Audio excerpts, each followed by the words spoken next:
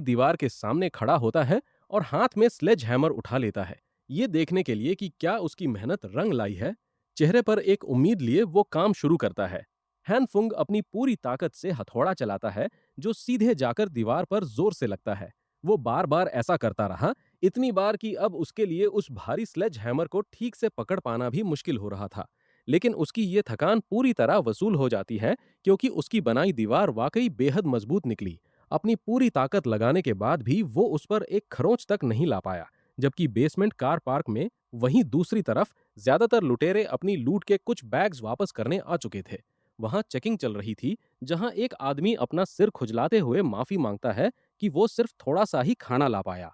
वो काफी डरा हुआ लग रहा था, और तभी किसी ने उसके कंधे पर थपकी दी, जिससे उसकी घबराहट और बढ़ गई। कंधे पर हाथ रखने वाले उस बंदे ने उसे सीधे जमीन पर गिरा दिया और उसके दोनों हाथ पीछे ले जाकर दबोच लिए। ये चौकन्ना नागरिक कोई और नहीं, बल्कि जिन ब्रदर्स में से एक था। उसने उसे जोर से दबाते हुए पूछा कि बाकी का चुराया हुआ खाना कहाँ छिपा रखा है। लेकिन वो लुटेरा साफ मुकर गया कि उसने कुछ भी नहीं छिपाया। लेकिन जिन ब्रो ने खुद उसे सरेंडर करने से पहले 3 बड़े बैग ले जाते देखा था, जबकि उसने सौंपा सिर्फ एक छोटा बैग था। हाथ मरोड़े जाने के बाद भी वो लगातार यही रट लगाए रहा कि उसने कुछ नहीं छिपाया। जब लगा कि सिर्फ हाथ मरोड़ने से ये सच नहीं उगलेगा, तो शायद अच्छे से धुनाई करने पर ही इसकी ईमानदारी बाहर आती। अब जैसे ही जिन ब्रो उस बेईमान लुटेरे को पीटने के लिए हाथ उठाता है, तभी कोई पीछे से आकर शांति से उसके कंधे पर हाथ रख देता है। सबको हैरान करते हुए वहां लोगों के मसीहा मिस्टर जांग आ पहुंचे थे। मिस्टर जांग उस नौजवान से कहते हैं कि पहले इसे छोड़ो, ताकि अगर कोई बात है तो शांति से बैठकर सुलझाई जा सके। उन्होंने सबके हिस्से का खाना छिपाने की बात सुन ली थी, और अब वो इस मामले को अपने ही अंदाज में संभालना चाहते थे। जिन ब्रो आखिरकार मान जाता है और मिस्टर जांग की खातिर उस कचरे जैसे इंसान को जमीन पर छोड़ देता है। वो लुटेरा जैसे ही ऊपर देखता है, उसे मदद के लिए आगे बढ़ा एक हाथ दिखाई देता है। और ये हाथ किसी और का नहीं, बल्कि बेसमेंट कार पार्क के रखवाले बेहद दयालु मिस्टर जांग का था। उनकी मुस्कान लोगों को तसल्ली तो देती थी, पर उस भले चेहरे के पीछे हमेशा कोई गहरी साजिश छिपी होती थी। कुछ मिनटों तक समझाने बुझाने के बाद आखिरकार वो आदमी लूटा हुआ बाकी का खाना भी बाहर निकाल लेता है, ठीक वैसे ही जैसे पहले बताया गया था कि 2 बड़े बैग्स गायब थे। वो आदमी शर्मिंदा होकर अपने लालच के लिए माफी मांगता है और कहता है कि घर पर 5 लोगों का पेट पालना है, और जो राशन मिल रहा है वो काफी नहीं पड़ता। ये सुनकर मिस्टर जंग आज के राशन का अपना खुद का हिस्सा निकालते हैं और बिना किसी स्वार्थ के उस आदमी को दे देते हैं। वो नियमों का पूरा सम्मान करते थे कि राशन पाने के लिए सबको अपना सामान जमा करना होगा, जो परिवार के सदस्यों के हिसाब से मिलेगा। लेकिन वो उन लोगों की मजबूरी भी अच्छे से समझते थे, जो इस मुश्किल दौर से गुजर रहे थे। इस दरियादिली को देखकर उस बेईमान लुटेरे की आंखों में आंसू आ जाते हैं, और वो दिल से मिस्टर जैंग का शुक्रिया अदा करता है। उस झूठे चोर लाओ वैंग ने कसम खाई कि आगे चलकर अगर मिस्टर जैंग को कभी भी उसकी जरूरत पड़ी, तो वो जान हाजिर कर देगा। फिर लाइन में खड़े बाकी लोगों की तरफ मुड़कर मिस्टर जैंग कहते हैं कि सब जल्दी से अपना राशन लें और अपने अपने घर लौट जाएं। जिन ब्रदर्स इस बात को लेकर हैरान थे कि आखिर मिस्टर जैंग ने उस चोर से इतनी आसानी से सब कुछ कैसे उगलवा लिया, और ऊपर से अपने हिस्से का राशन भी उसे दे दिया। वो कहते हैं कि उन्होंने कुछ खास नहीं किया, बस उस आदमी को एक छोटा सा सिद्धांत समझाया है। अब जाहिर है जिन ब्रदर्स भी उस सिद्धांत को जानने के लिए बेचैन थे। मिस्टर जैंग समझाते हैं कि इतिहास में जब भी अलग अलग सामाजिक वर्गों के बीच अधिकारों और फायदों को लेकर टकराव हुआ है, तब तब दंगे और विद्रोह भड़के हैं। लेकिन इन दंगों के पीछे की मानसिकता को हमेशा एक सामूहिक सामाजिक व्यवहार, यानी कलेक्टिव सोशल बिहेवियर के रूप में देखा गया है। अगर आप मौके पर नहीं पकड़े गए, तो आपको किसी अदालत में दोषी नहीं ठहराया जा सकता। बस मिस्टर ज्यांग ने उस आदमी को सिर्फ इतना समझाया कि अगर उसने नियमों को तोड़ा, तो ये पूरा समाज उसे कभी स्वीकार नहीं करेगा और उसका बहिष्कार कर देगा। वो बस एक मामूली चोर लुटेरा बनकर रह जाता, और इस तबाही के खत्म होने के बाद कानून की सजा तो अलग ही थी। ऊपर से उसे उन मकान मालिकों के गुस्से का भी सामना करना पड़ता, जिनका उसने सामान चुराया था। इन सारे डरों ने मिलकर उसका फैसला आसान कर दिया। अंकल लियू दूर खड़े होकर चुपचाप ये सब देख रहे थे, जैसे उन्हें इस बात से कोई फर्क ही नहीं पड़ता। वो अच्छी तरह जानते थे कि मिस्टर जैंग ने जानबूझकर एक बात छुपा ली थी, कि दंगाइयों के ऐसे झुंड में हमेशा कोई न कोई लीडर होता है जो सबको उकसाता है। ऐसे मुश्किल वक्त में ही असली हीरो और विलन सामने आते हैं, और उन्हें इस मिस्टर जैंग में वो पोटेंशियल साफ दिखाई दे रहा था। वहीं दूसरी तरफ हमारा हीरो अभी भी अपने घर के अलग अलग हिस्सों पर जोर जोर से स्लेज हैमर चला रहा था, ताकि वो पक्का कर सकें कि उसका घर पूरी तरह से अभेद्य बन चुका है। इस काम में उसकी काफी ताकत खर्च हो रही थी, लेकिन कम से कम अब उसके पास ऐसी खिड़कियां थीं जिन्हें कोई तोड़ नहीं सकता था। अब जब पूरा घर मजबूत हो चुका था और उसकी टेस्टिंग भी पूरी हो गई थी, तो क्या वो आखिरकार चैन की सांस ले सकता था? तभी अचानक किसी ने फिर से उसका दरवाजा खटखटाना शुरू कर दिया। ये तो अब रोज का नाटक बन चुका था। वो दबे पांव दरवाजे की तरफ बढ़ा और सोचने लगा कि क्या ये फिर से वही राशन चुराने वाले पड़ोसी हैं। दरवाजे के पास पहुंचकर उसने बाहर का नजारा देखने के लिए पीप होल से झांका। उसे हैरान करते हुए बाहर कोई और नहीं बल्कि ली ह्यूना खड़ी थी, जो ठंड से कांपते हुए और आंखों में आंसू लिए उसका नाम पुकार रही थी। ये नजारा बेहद जाना पहचाना था। वो रोते हुए कहने लगी कि वो उसके प्यार को कभी धोखा नहीं दे सकती। वो बोली कि मुश्किल वक्त में ही किसी के दिल का पता चलता है, और सिर्फ वही इंसान उससे सच्चा प्यार करता है जो बिना किसी शर्त के उसकी मदद करे। अगर वो बस दरवाजा खोल दे तो वो भी अपना दिल उसके नाम कर देगी। हैन फुंग के दिमाग में तुरंत वो रात घूम गई जब उसके अपने ही कमरे में उस पर हमला करके उसे मार डाला गया था। उसे याद आया कि कैसे इस चुड़ैल और उसके साथी ने उसे बेवकूफ बनाकर मौत के घाट उतारा था। आज ये लड़की ठीक वही शब्द दोहरा रही थी जो उसने उसकी मौत से पहले कहे थे। इसका मतलब साफ था कि दरवाजे के बाहर कोई आदमी घात लगाए बैठा है, जो उसके जाल में फंसते ही उसका सिर फोड़ने के लिए तैयार है। अब जब बदला लेने का मौका आ ही गया था, तो हान फुंग के दिमाग में सबसे पहला ख्याल आया कि बंदूक उठाए और इस कमीनी जोड़ी को सीधे गोली मार दे। लेकिन वो आधे रास्ते में ही रुक गया, क्योंकि अभी बिजली नहीं थी। इसलिए अंधेरे में छिपे दुश्मन के पास फायदा होता, जबकि वो खुद सबके सामने आ जाता। अगर हान फुंग एक बार में उन्हें खत्म नहीं कर पाया, तो उल्टा उसकी खुद की जान जा सकती थी। और अगर वो इलेक्ट्रिक शॉक का इस्तेमाल करता, तो दो लोगों को एक साथ जाल में फंसाना नामुमकिन था। फिलहाल उसने अपने जनरेटर बंद किए और खुद को शांत करने की पूरी कोशिश की। उसके पास सिर्फ एक मौका था, इसलिए उसका ध्यान भटकना बिल्कुल भी ठीक नहीं था। उसे ठंडे दिमाग से हालात का जायजा लेना था। सबसे बड़ा खतरा दरवाजे पर खड़ी वो चुड़ैल नहीं थी, बल्कि अंधेरे में छिपा वो आदमी था।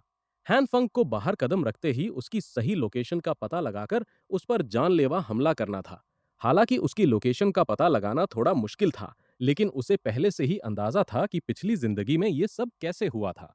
जहां तक उसे याद था, वो आदमी दरवाजे के पीछे छिपे हुए ब्लाइंड स्पॉट में होना चाहिए।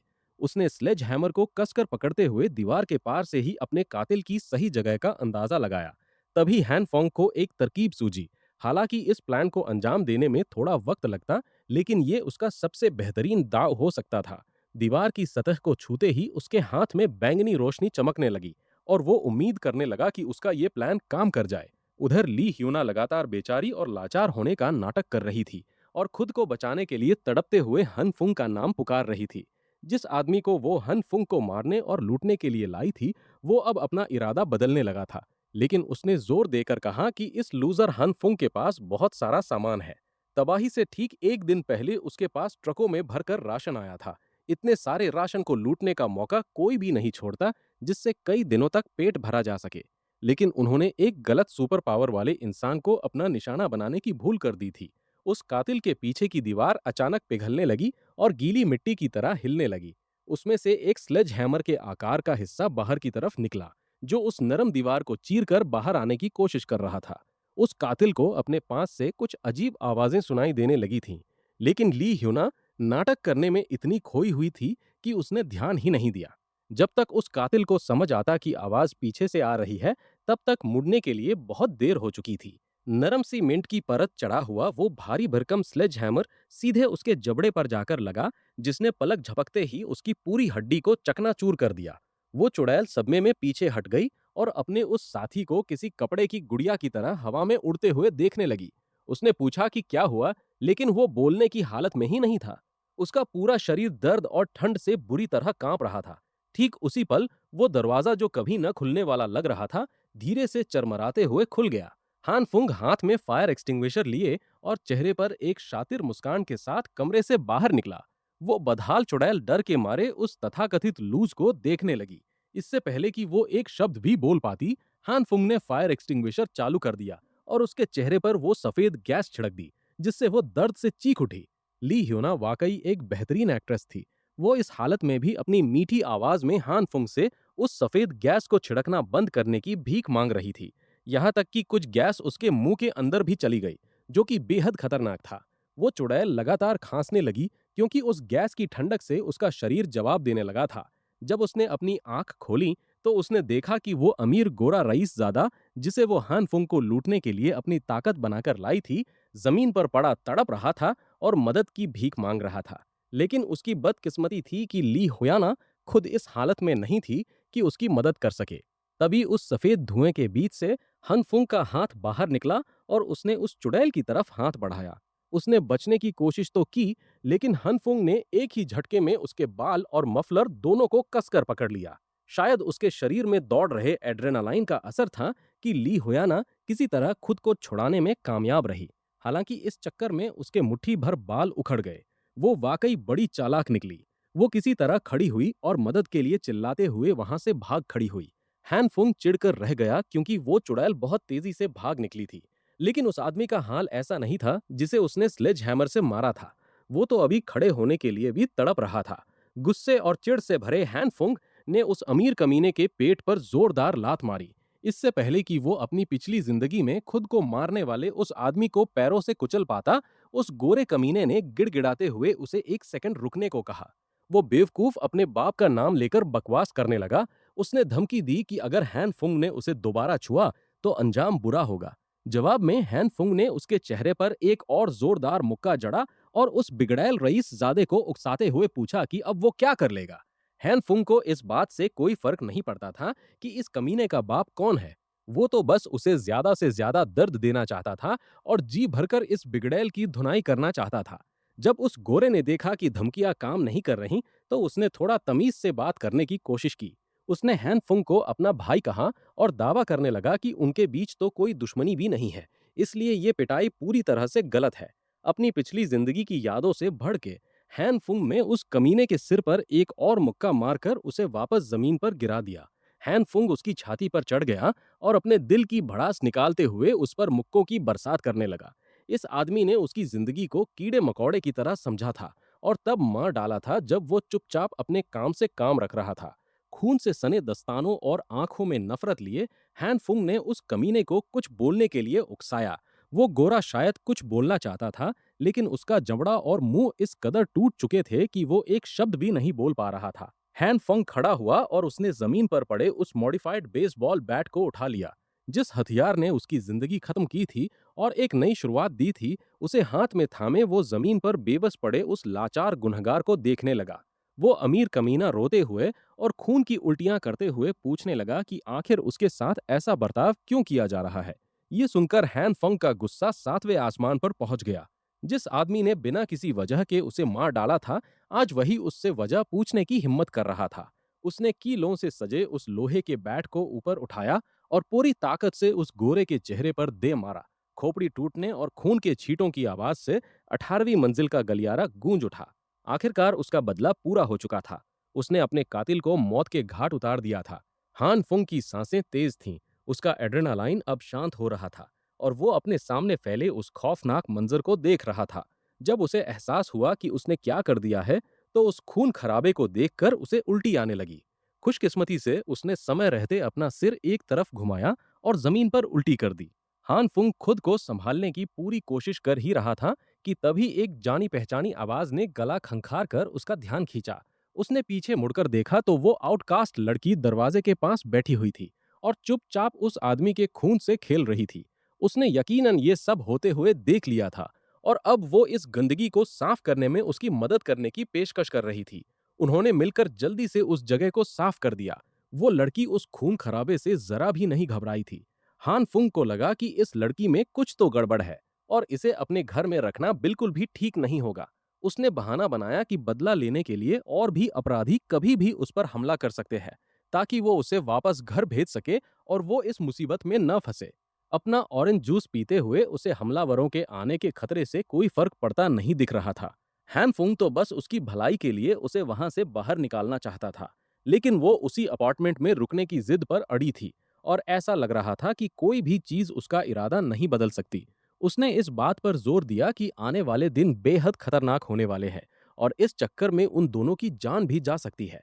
उसने बड़े दृढ़ संकल्प के साथ अपना ऑरेंज जूस का ग्लास मेज पर रखा, जैसे वो अपनी बात पर अड़ गई हो। उस आउटकास्ट लड़की ने उसे भरोसा दिलाया कि चाहे कुछ भी हो जाए, ईवल किंग की असली आंख उनकी रक्षा करेगी। लेकिन फिलहाल के लिए ईवल किंग की ताकत खत्म हो चुकी है और उसे सोने की जरूरत है। हन फुंग अब इस बकवास से तंग आ चुका था, इसलिए इससे पहले कि वो खुद को कमरे में बंद कर पाती, उसने उसका हाथ पकड़ लिया। उसने मांग की कि वो अपनी इस बचकानी बकवास से उसे टालना बंद करे और उसकी बात ध्यान से सुने, क्योंकि वो एक बहुत बड़ी मुसीबत का सामना करने वाले हैं। उसने बस अपने कंधे पर उसकी मजबूत पकड़ को देखा और फिर ऊपर की तरफ नजर उठाई। उसने उसे आगे देखने को कहा और कमरे का दरवाजा खोल दिया। उलझन में पड़े हान फुंग ने उसके पीछे पीछे गया और दरवाजे के अंदर झांक कर देखा। पता नहीं उसने वहां क्या देखा, लेकिन उस नजारे ने उसे अंदर तक हिलाकर रख दिया। हान फुंग पूरी तरह से अवाक रह गया था। इसी बीच बेसमेंट पार्किंग लॉट में काफी हलचल मची हुई थी। कुछ लोग वहां फालतू घूम रहे थे और उन लोगों का रास्ता रोक रहे थे जिन्हें अभी तक अपना राशन नहीं मिला था। इसके बावजूद उनका ये सिस्टम एक बार फिर काम कर गया। हालांकि हर किसी के लिए राशन अभी भी कम पड़ रहा था, लेकिन कुल मिलाकर वहां शांति बनी हुई थी। ली हुई ना, जो अभी अभी हान फुंग के चंगुल से बचकर निकली थी, अब आम लोगों के साथ लाइन में खड़ी हो गई ताकि उसे भी उसका हिस्सा मिल सके, क्योंकि अब उसके पास न तो जाने की कोई जगह बची थी और न ही कोई ऐसा अमीर आदमी जिसकी वो चापलूसी कर सके। उसने अपना नाम और अपार्टमेंट नंबर बताया, जिसके बदले उसे ब्रेड का एक टुकड़ा मिला। वो चुड़ैल पिछली रात जो कुछ भी हुआ था, उसे लेकर अभी भी अंदर ही अंदर कुढ़ रही थी। उसका वो अमीर शुगर डैडी अचानक बेहोश होने के बाद से वापस नहीं लौटा था। इसका सीधा सा मतलब यही था कि हान फुंग ने पहले से ही कोई जाल बिछा रखा था। लेकिन इस बात ने उस दरवाजे के पीछे छिपे राज को जानने की उसकी उत्सुकता को और बढ़ा दिया था। उस हंगामे से पहले उसने अंदर एक रोशनी टिमटिमाती देखी थी और उसे वहां से गर्म हवा का झोंका भी महसूस हुआ था। इसका मतलब था कि उसके पास बिजली का कोई जरिया था। शायद उसने सिर्फ राशन ही जमा नहीं किया था, बल्कि इस बर्फीले तूफान के लिए वो पहले से ही पूरी तरह तैयार था। उसके मन में बस नफरत और जलन भरी थी। उस चालाक कमीने ने उसे आने वाली इस तबाही के बारे में एक शब्द भी नहीं बताया था। वो खुद तो ऐश कर रहा था और उसे कचरा थमा दिया था। अब वो किसी भी तरह हानफुंग के घर के अंदर झांकने का मौका ढूंढना चाहती थी। जब वो अपने ख्यालों में खोई हुई गुस्से में उबल रही थी, तभी लाइन में खड़े एक दूसरे आदमी से उसकी टक्कर हो गई और उस आदमी ने उसे पहचान लिया और अचानक एक तेज रोशनी सीधे ली हुईना के चेहरे पर पड़ी। वो आदमी जिसके हाथ में टॉर्च थी, उसने बड़े प्यार से ली हुईना को ब्लॉक 5 की लॉबी में चलने को कहा, जहां कुछ लोग खुद को गर्म रखने के लिए अंगीठी जलाकर बैठे थे। लेकिन वो इसमें बिल्कुल दिलचस्पी नहीं रखती थी और उसने अपने घर पर ही रहने की बात कही। पर वो आदमी कुछ ज्यादा ही जबरदस्ती कर रहा था।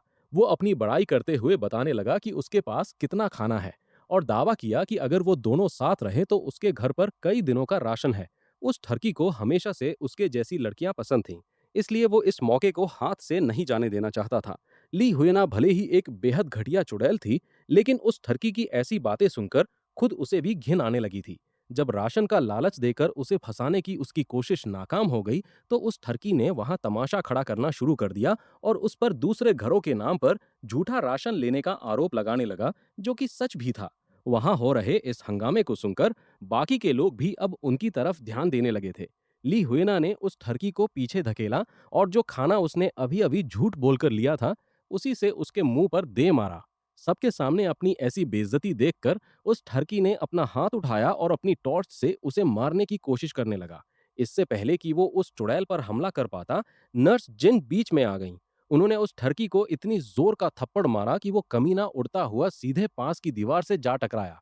मामला इतना बढ़ता देख वहां मौजूद बाकी लोगों ने इस स्थिति को संभालने के लिए अपने सर्वे सर्वा मिस्टर जैंग को बुलाने का फैसला किया। ली हुएना उस नर्स की ताकत देखकर दंग रह गई थी। तभी कहीं उसे कोई चोट ना आई हो या वो अस्वस्थ महसूस न कर रही हो, ये सोचकर उस दयालु नर्स ने उसे अपना विजिटिंग कार्ड दिया और चेकअप के लिए आने को कहा। वहां और ज्यादा तमाशा न खड़ा हो, इसलिए हुयना ने नर्स जिन का शुक्रिया अदा किया और जितनी जल्दी हो सके वहां से निकलने की कोशिश करने लगी। लेकिन वो ठरकी हार मानने वालों में से नहीं था। वो फिर से खड़ा हुआ, नर्स जिन पर झपटा और उन्हें जमीन पर गिरा दिया और इस पूरी बिल्डिंग की सबसे दयालु महिला को एक घटिया औरत बुलाने लगा, जैसे ही वो उन पर हाथ उठाने ही वाला था, तभी किसी ने उस ठरकी को एक जोरदार झटके के साथ नर्स के ऊपर से खींच लिया। पलक झपकते ही हमारे पसंदीदा गैंगस्टर ब्रदर ली ने उस गुस्से से पागल ठरकी को धूल चटा दी। भले ही उनके होठ सूखे हुए थे और वो भूख से बेहद कमजोर हो चुके थे, लेकिन ब्रदर ली औरतों पर हाथ उठाने वाले मर्दों को बर्दाश्त नहीं कर सकते। आखिरकार इस हंगामे को शांत कराने के लिए मिस्टर जैंग वहां पहुंच ही गए। वो ठरकी तुरंत हुईना पर उंगली उठाने लगा और शिकायत करने लगा कि वो झूठ बोलकर राशन ले रही है और उस अमीर लड़के के साथ मिलकर राशन की कीमतें बढ़ा रही है। ये देखकर कि उस कमीने को अभी तक अक्ल नहीं आई है, ब्रदर ली एक बार फिर उस पर झपट पड़े। लेकिन इससे पहले कि वो उस ठरकी तक पहुंच पाते, मिस्टर जैंग ने उस चुगलखोर ठरकी का कॉलर पकड़ लिया और उसे कमेटी के नियमों का पाठ पढ़ाने लगे। उनका काम कमजोरों की रक्षा करना और ये पक्का करना है कि हर किसी को खाना मिले। आखिरकार उस ठरकी को उसकी इस हरकत के लिए सिर्फ एक सख्त चेतावनी देकर छोड़ दिया गया। इसके बाद मिस्टर जैंग ने नर्स जिन और ब्रदर ली के पास जाकर उनसे माफी मांगी और उन दोनों को कमेटी में शामिल होने का न्योता दिया। लेकिन ब्रदर ली ने साफ मना कर दिया। उन्हें कमेटी के नाम पर दूसरों को लूटने में कोई दिलचस्पी नहीं थी। वो अपने उसूलों से समझौता करने के बजाय भूखे मरना पसंद करेंगे। नर्स जिन ने भी मना कर दिया, हालांकि उनका तरीका थोड़ा ज्यादा विनम्र था। वो कमेटी के इन जबरदस्ती वाले तरीकों का समर्थन नहीं कर सकती थीं, लेकिन बीमारों की मदद करने के लिए वो हमेशा तैयार थीं। जब वो दोनों कार पार्क से बाहर निकल ही रहे थे, तभी हुइना ने बीच में टोकते हुए मिस्टर जैंग से पूछा कि क्या वो उनके ग्रुप में शामिल हो सकती है।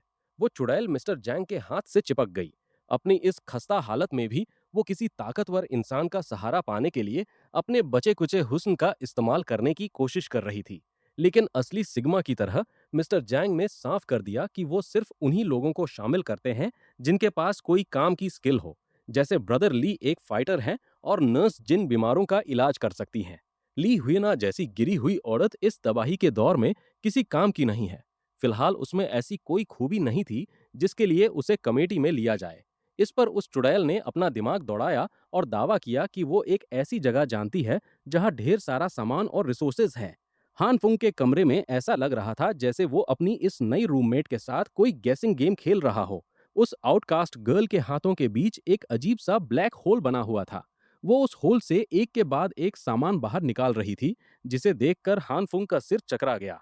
वो उसे अपनी जरूरत की चीज समझाने की कोशिश कर रहा था, लेकिन इस लड़की ने सीधे एक पुतला ही बाहर निकाल दिया। हालात को समझाने के लिए आउटकास्ट गर्ल ने बताया कि उसके पास एक डायमेंशनल स्टोरेज एबिलिटी है। वो एक ऐसा ब्लैक होल खोल सकती है जो आसपास की हर चीज को अंदर खींच लेता है। हालांकि चीजों को अंदर खींचना तो आसान है, लेकिन उन्हें बाहर निकालना उतना आसान नहीं है, क्योंकि सही चीज ढूंढने में उसकी एक्यूरेसी बहुत कम है। हान फेंग ये जानने के लिए उत्सुक था कि इस ब्लैक होल के अंदर क्या है और ये एबिलिटी कैसे काम करती है। खुद आउटकास्ट गर्ल ने भी आज तक इसके अंदर झांक कर नहीं देखा था। जब वो बिना किसी दिक्कत के उसमें हाथ डालकर सामान ढूंढ सकती थी, तो हान फुंग को लगा कि वो खुद भी इसके अंदर झांक कर देख सकता है। उसने अपना सिर सीधे उस लड़की के ब्लैक होल के अंदर डाल दिया। अरे पुलिस को मत बुलाना, जैसा सुनाई दे रहा है ये वैसा बिल्कुल नहीं है। अब उसका आधा शरीर उस सब स्पेस के अंदर था। अपनी आंखें खोलते ही उसे एक बहुत बड़ा डायमेंशन दिखाई दिया, जो असीमित सामान से भरा पड़ा था। वो जगह इतनी विशाल थी कि यकीन करना मुश्किल था। वहां राशन का सामान और फालतू की चीजें हवा में तैर रही थीं। आखिर उस सुपर ह्यूमन से और क्या उम्मीद की जा सकती थी, जिसने रातों रात ईस्ट रीजन के सारे सुपरमार्केट्स खाली कर दिए थे। तभी अचानक हान फुंग की आंखों में आंसू आने लगे, क्योंकि उसे एक बात का एहसास हुआ। उस ब्लैक होल के अंदर ऑक्सीजन बिल्कुल नहीं थी। उसने झटके से अपना सिर उस बिना हवा वाले सब स्पेस से बाहर निकाला और हाँफते हुए पागलों की तरह हवा के लिए सांसें लेने लगा। उस मनहूस सब स्पेस के अंदर बिताए वो कुछ सेकंड्स ही उसे डराने के लिए काफी थे। उसने चिढ़कर आउटकास्ट गर्ल से शिकायत की कि उसने पहले क्यों नहीं बताया कि अंदर हवा नहीं है। उसे ऐसा लगा जैसे उसके शरीर की सारी नमी ही सूख गई हो। लेकिन उसकी शिकायतों पर ध्यान दिए बिना वो अपने उस असीमित खजाने में हाथ मारकर सामान ढूंढती रही और आखिरकार उसे वो चीज मिल ही गई जिसकी उन्हें तलाश थी। असल में हान फेंग रिमोट कंट्रोल वाले खिलौने ढूंढ रहा था। ब्लैक होल से ड्रोन्स और रिमोट कंट्रोल कारों के डिब्बे बाहर गिरने लगे। इन्हें देखकर हान फेंग इतना खुश हो गया कि वो पल भर में अपने मौत के मुंह से बचकर आने वाले हादसे को भूल गया। 18वें फ्लोर की ठंडी और बर्फीली सीढ़ियों पर कुछ लुटेरे एक बार फिर किसी मासूम को लूटने की फिराक में घूम रहे थे। अब तक इस फ्लोर को लेकर कई डरावनी अफवाहें फैल चुकी थीं कि यहाँ कोई मॉन्स्टर घूमता है, लेकिन चश्मा पहने उस लुटेरे को ऐसी अंधविश्वासी बातों पर बिल्कुल भरोसा नहीं था। वैसे भी मिस्टर जैंग ने खुद उन्हें इस फ्लोर की जांच करने के लिए भेजा था और वो अपने बॉस को निराश नहीं कर सकते थे। उनमें से कुछ को उस लड़की ली हयोना से मिली जानकारी पर शक था, लेकिन फिर भी काम तो काम है और उन्हें अपना पेट पालने के लिए ये करना ही था। उन लुटेरों को इस बात का अंदाजा भी नहीं था कि हान फुंग और उसके नए खिलौने उन पर नजर रख रहे हैं। खुशकिस्मती से उन्होंने समय रहते मॉनिटरिंग सिस्टम चालू कर दिया था ताकि इन बिन बुलाए मेहमानों का स्वागत किया जा सके। उन्होंने ऐसी ही परिस्थितियों से निपटने के लिए एक प्लान तैयार कर रखा था। अब हान फुंग को बस चिंगारी लगानी थी और उनका दूसरा प्लान शुरू हो जाता। अपनी स्टॉप वॉच पर 2 मिनट का टाइमर सेट करके वो कमरे से बाहर निकल गया। सीढ़ियों पर चढ़ते हुए आगे से आ रही एक अजीब और डरावनी आवाज सुनकर लुटेरों के कदम वहीं ठिठक गए। उस आवाज के तुरंत बाद वहां अजीब और गरीब रोशनियों की बौछार होने लगी। वो रोशनियां किसी और चीज की नहीं, बल्कि उन्हीं रिमोट कंट्रोल कारों की थीं जिन्हें हान फिंग ने पहले से वहां सेट कर रखा था। उन खिलौनों को देखकर लुटेरों की जान में जान आई, लेकिन वो उन खिलौनों पर बंधे बारूद को नहीं देख पाए। और जैसे ही उनका फ्यूज जला, सीढ़ियों पर छोटे छोटे धमाके होने लगे, जिन्होंने उन लुटेरों को अपनी चपेट में ले लिया। पर घबराइए मत, ये जानलेवा नहीं थे। ये तो बस घुसपैठियों को अंधा करने के लिए चूने वाले धमाके थे। जब वो कुछ देख नहीं पा रहे थे, तभी उनके सिर के ऊपर एक ड्रोन उड़ता हुआ आया। उस ड्रोन की पूंछ पर उन्होंने एक और बम बंधा देखा, जिसने उन लुटेरों के होश उड़ा दिए और वो जान बचाकर वापस उसी रास्ते भागने लगे जहां से आए थे। उन्होंने उड़ते हुए ड्रोन से आगे निकलने की कोशिश की, लेकिन आउटकास्ट गर्ल एक बेहतरीन पायलट थी। हान फुंग का मानना था कि इस बार इन कमीनों को अच्छा सबक सिखाना ही होगा। लेकिन उन लुटेरों के साथ खिलवाड़ करने की अपनी इसी चाहत में ड्रोन बहुत ज्यादा नीचे आ गया और एक लुटेरे के काफी करीब पहुंच गया, जिससे उस पर हमला करना आसान हो गया। ग्लास रेडर के वार से बचने की छटपटाहट में ड्रोन का एक पंखा लोहे की रॉड से टकरा गया। बाईं तरफ का कंट्रोल खोने की वजह से अब उसे संभालना नामुमकिन हो गया था। वो इसे खोना बिल्कुल बर्दाश्त नहीं कर सकते थे, क्योंकि हवा में उड़ने वाला ये उनका इकलौता खिलौना था। आउटकास्ट गर्ल ने दोबारा कंट्रोल पाने की पूरी कोशिश की, लेकिन वो गोल गोल घूमता हुआ उड़ता खिलौना खिड़की से बाहर निकल चुका था। हान फिंग का सेट किया हुआ टाइमर आखिरकार 0 पर पहुंच गया और उनके इकलौते ड्रोन में बंधा पटाखा बाहर ऐसे फटा जैसे कोई आर्टिक न्यू ईयर का जश्न मना रहा हो। इस धमाके की वजह से उसका दाया पंखा भी खराब हो गया और आखिरकार उनका ड्रोन से पूरा कंट्रोल छूट गया। आउटकास्ट गर्ल ने हालात को संभालने के लिए एक मंजिल की खिड़की के बाहर उसकी मुश्किल इमरजेंसी लैंडिंग कराने की कोशिश की। हान फिंग ने अपने सुरक्षा वाले कपड़े पहने और अपने खिलौने को वापस लाने के लिए बाहर जाने की तैयारी करने लगा। वो ड्रोन इस वक्त उनके लिए बहुत जरूरी था, लेकिन तभी उनके उड़ते कैमरे में कुछ अजीब दिखाई दिया। सीढ़ियों के बीच कोई लाश जैसी चीज पड़ी हुई थी। जब उन्होंने कैमरे को जूम करके देखा, तो साफ हो गया कि वो लाश जैसी दिखने वाली चीज कोई और नहीं, बल्कि काफी हद तक ब्रदर ली जैसी लग रही थी। हान फुंग सोचने लगा कि ये गैंगस्टर इस कड़कड़ाती ठंड में सीढ़ियों पर क्या कर रहा है। शायद इसे भी लूट लिया गया होगा। अब बाहर जाने की उसके पास दो बड़ी वजहें थीं। हान फुंग ने अपनी रूममेट को चेतावनी दी कि वो किसी के लिए भी दरवाजा ना खोले। उसने किसी भी अनहोनी से निपटने के लिए कुछ जरूरी सामान पैक कर लिया। आउटकास्ट गर्ल ने भी संपर्क बनाए रखने के लिए उसे एक वॉकी टॉकी थमा दिया। आखिर में हान फुंग ने अपनी पिस्तौल उठाई, उसे लोड किया और उम्मीद करने लगा कि बाहर उसे इसे चलाने की जरूरत न पड़े। हाथ में टॉर्च लिए हान फुंग सावधानी से सीढ़ियों से नीचे उतरने लगा। जासूसी करने आए लुटेरों के पीछे हटने के बाद अब 17वीं, 16वीं और 15वीं मंजिल पूरी तरह सुरक्षित थी। ड्रोन से मिले आंकड़ों के मुताबिक बाहर का तापमान पहले ही -39.8 डिग्री सेल्सियस तक गिर चुका था। बिना किसी सुरक्षा के इंसान कुछ ही मिनटों में या शायद कुछ सेकंड्स में ही जमकर मर सकता था। ब्रदर ली की जान इस वक्त भारी खतरे में थी और अगर हान फुंग अपने भाई को बचाना चाहता था तो उसे बहुत फुर्ती दिखानी होगी। इसी बीच जासूसी करने गई टीम ने ऊपर की मंजिलों पर उनके साथ जो कुछ भी हुआ उसकी पूरी जानकारी दी। मिस्टर जांग ने शांति से उनकी बात सुनी और उनकी इस कोशिश के लिए उनका शुक्रिया अदा किया। इस मुसीबत को झेलने के बदले उन्हें सिर्फ 3 मोटे कपड़े और एक एक पैकेट नूडल्स मिले। संसाधनों की भारी किल्लत को देखते हुए ये नूडल्स के पैकेट अब बेशकीमती हो चुके थे, जो सिर्फ उन्हीं को इनाम में मिलते थे जो उनके काम में योगदान देते थे। बेहद खस्ताहाल हालत में दिख रही ली हुईना ने मिस्टर जांग से पूछा कि क्या वो अब आखिरकार उनके ग्रुप में शामिल हो सकती है, लेकिन उसने एक बार फिर उसे ठंडे दिल से मना कर दिया। इस समय वो इस बात की पुष्टि भी नहीं कर सकते थे कि ये हमला हान फुंग ने ही किया था। इसके अलावा अगर अंकल लियू ने आपदा से पहले खुद किसी को संसाधन ले जाते हुए न देखा होता, तो मिस्टर जांग उसकी बातों पर ध्यान तक नहीं देता। फिलहाल उन्हें एकजुट होकर भारी तादाद में उस मंजिल की जांच करने की जरूरत थी।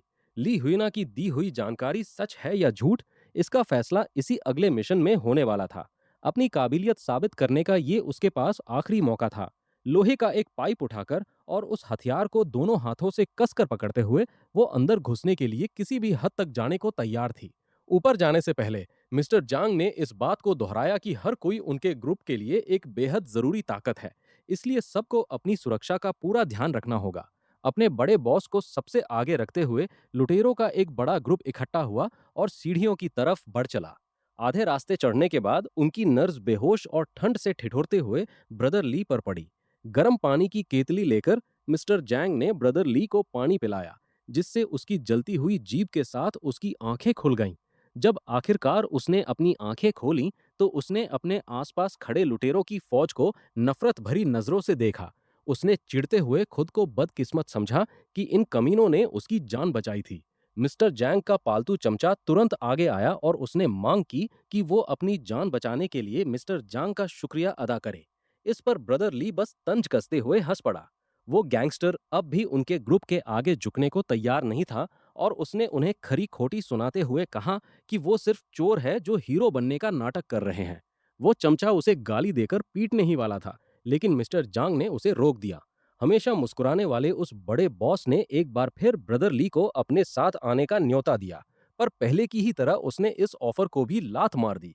जान बचाने के बाद भी उसकी ये जिद और ढीठता देखकर लुटेरे अब चिढ़ने लगे थे। वैसे भी ब्रदर ली को किसी के इशारों पर नाचना बिल्कुल पसंद नहीं था। इससे पहले कि वो मुड़कर सीढ़ियों से ऊपर जाता, मिस्टर जांग ने उसके कंधे को जोर से पकड़ लिया। उस शातिर कमीने ने एक बड़ी सी मुस्कान के साथ पूछा कि क्या कोई गलतफहमी हुई है, और दावा किया कि वो तो बस अपनी ताकत बढ़ा रहे हैं ताकि कमजोर लोगों के बचने की उम्मीद बढ़ सके। लेकिन ब्रदर ली इस कमीने मिस्टर जांग की झूठी मुस्कान के पीछे का सच अच्छे से जानता था। ये कमेटी जो कमजोरों की हिफाजत का ढोंग करती है, बुजुर्गों को 3 दिन में सिर्फ एक वक्त का खाना दे रही थी, जो इस हालात में सीधे सीधे उन्हें मौत के मुंह में धकेलने जैसा था। ऊपर से आसपास ब्रदर ली का कोई रिश्तेदार भी नहीं था, इसलिए उसे इमोशनल ब्लैकमेल करके अपने साथ मिलाना नामुमकिन था। वहीं ऊपर की मंजिल पर जाने वाली सीढ़ियों पर खड़ा हन फेंग चुपचाप उनकी सारी बातें सुन रहा था। अभी जो कुछ उसने सुना, उससे ये साफ हो गया कि मिस्टर जांग को किसी की कोई परवाह नहीं थी। अब समझ आया कि वो सिर्फ नौजवानों को अपने साथ क्यों मिलाना चाहते हैं, जबकि बूढ़े, बीमार और कमजोर लोगों को मरने के लिए छोड़ रहे हैं। अगर ऐसा ही चलता रहा तो जल्द ही इस कमेटी में बगावत होना तय था। ब्रदर ली की इस बदतमीजी से तंग आकर वो चमचा इस गैंगस्टर पर चिल्लाने लगा कि वो उनके इस एहसान की कद्र नहीं कर रहा है। पर ऐसा करते हुए वो चमचा गलती से ब्रदर ली के हमले के दायरे में आ गया। बिना एक पल गंवाए साफ दिल वाले इस गैंगस्टर ने उस चमचे के मुंह पर जोरदार हेडबट दे मारा। इस हेडबट के बाद ब्रदर ली का पूरा शरीर दर्द से कांप उठा, लेकिन वो अब भी अपनी बात पर अड़ा रहा। जिसके पास खोने को कुछ न हो, उस इंसान की सिर्फ एक घूरती हुई नजर ही उन हथियारबंद लुटेरों को पीछे धके लेने के लिए काफी थी। जहां उसके आदमी अगले हुक्म के इंतजार में चुपचाप उसे देख रहे थे, वहीं मिस्टर जैंग कुछ सोचने लगा। धीरे धीरे उन हथियारबंद लुटेरों का डर गायब होने लगा और वो ब्रदर ली को घेरने लगे। कांपते और लड़खड़ाते हुए, जहां उसके लिए सीधे खड़े रहना भी मुश्किल हो रहा था, उसने उन चोर कमीनों को आगे बढ़ने की चुनौती दे डाली। एक मंजिल ऊपर से हालात पर नजर रख रहे हन फेंग ने देखा कि उसका भाई किसी भी पल गिर सकता है और उसे मदद की जरूरत है। वो मदद तो करना चाहता था, लेकिन नीचे लुटेरों की तादाद बहुत ज्यादा थी। अगर वो बीच में पड़ता तो अपनी कम तादाद की वजह से मारा जाता। लेकिन ब्रदर ली ने भी तो पहले कई बार उसकी जान बचाई थी।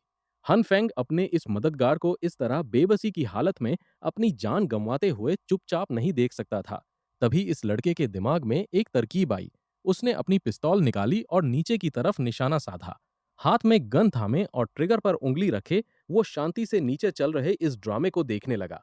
अभी तो किसी ने उस पर हाथ भी नहीं उठाया था और ब्रदर ली पहले ही ऐसे लड़खड़ा रहा था जैसे फिर से बेहोश होकर गिर पड़ेगा।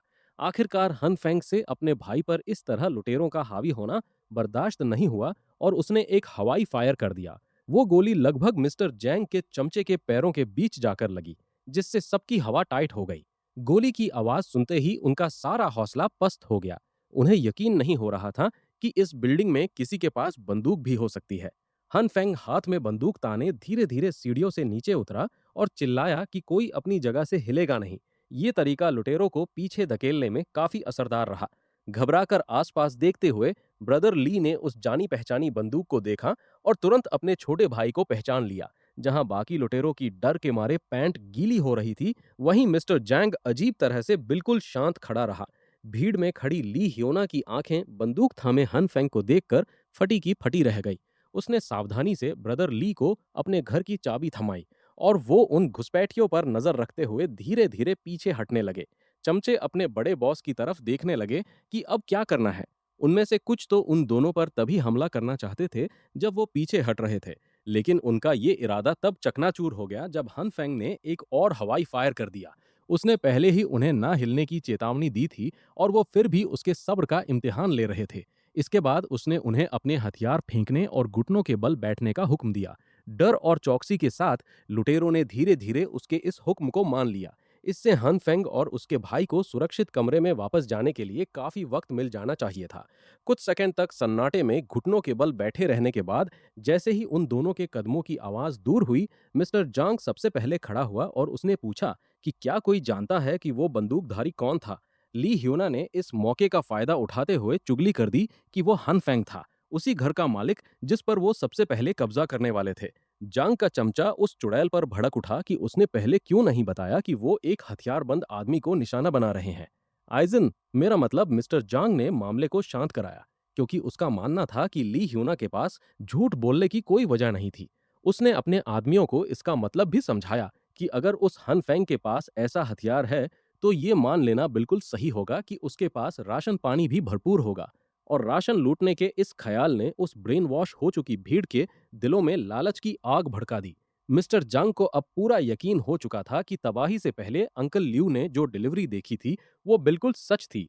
हालांकि उन्हें और राशन मिलने की एक नई उम्मीद तो मिल गई थी, लेकिन अपने पुराने प्लान पर आगे बढ़ना अब काफी मुश्किल होने वाला था, क्योंकि उनमें से किसी को भी कभी भी गोली लग सकती थी। लेकिन मिस्टर जांग का मानना था कि हन फेंग एक डरपोक इंसान है जो किसी की जान नहीं ले सकता, वरना वो अब तक उनमें से दो चार को उड़ा चुका होता। और वैसे भी कोई कब तक अपने घर में छुपा रहेगा, कभी ना कभी तो बाहर आएगा ही ना।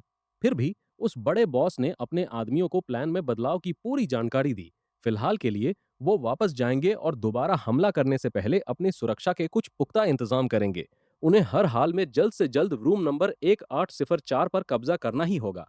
और बात करें रूम नंबर 1804 की, तो दोनों आखिरकार कमरे के बाहर पहुंच चुके थे। अब तक ब्रदर ली के हाथ डर से कांप रहे थे, जिससे उनके लिए दरवाजा खोलना मुश्किल हो रहा था, जबकि हन फेंग अपनी आंखें खुली रखकर किसी भी हमले का जवाब देने के लिए तैयार खड़ा था। जैसे ही ब्रदर ली ने दरवाजा खोला, अंदर से आती हुई सुहानी और गर्म हवा का झोंका उन्हें महसूस हुआ। एक ऐसा एहसास जिसके लिए वो कब से तरस रहे थे। अंदर कदम रखते ही ब्रदर ली वहां एक चालू रेडिएटर और चलते हुए जनरेटर को देखकर हैरान रह गए। कांच के एक दरवाजे के पीछे राशन का ऐसा समंदर था जिसे देखकर किसी के भी मुंह में पानी आ जाए। ब्रदर ली ने अपने छोटे भाई की तरफ देखा और हैरानी से पूछा कि आखिर इस जन्नत जैसे घर का क्या चक्कर है।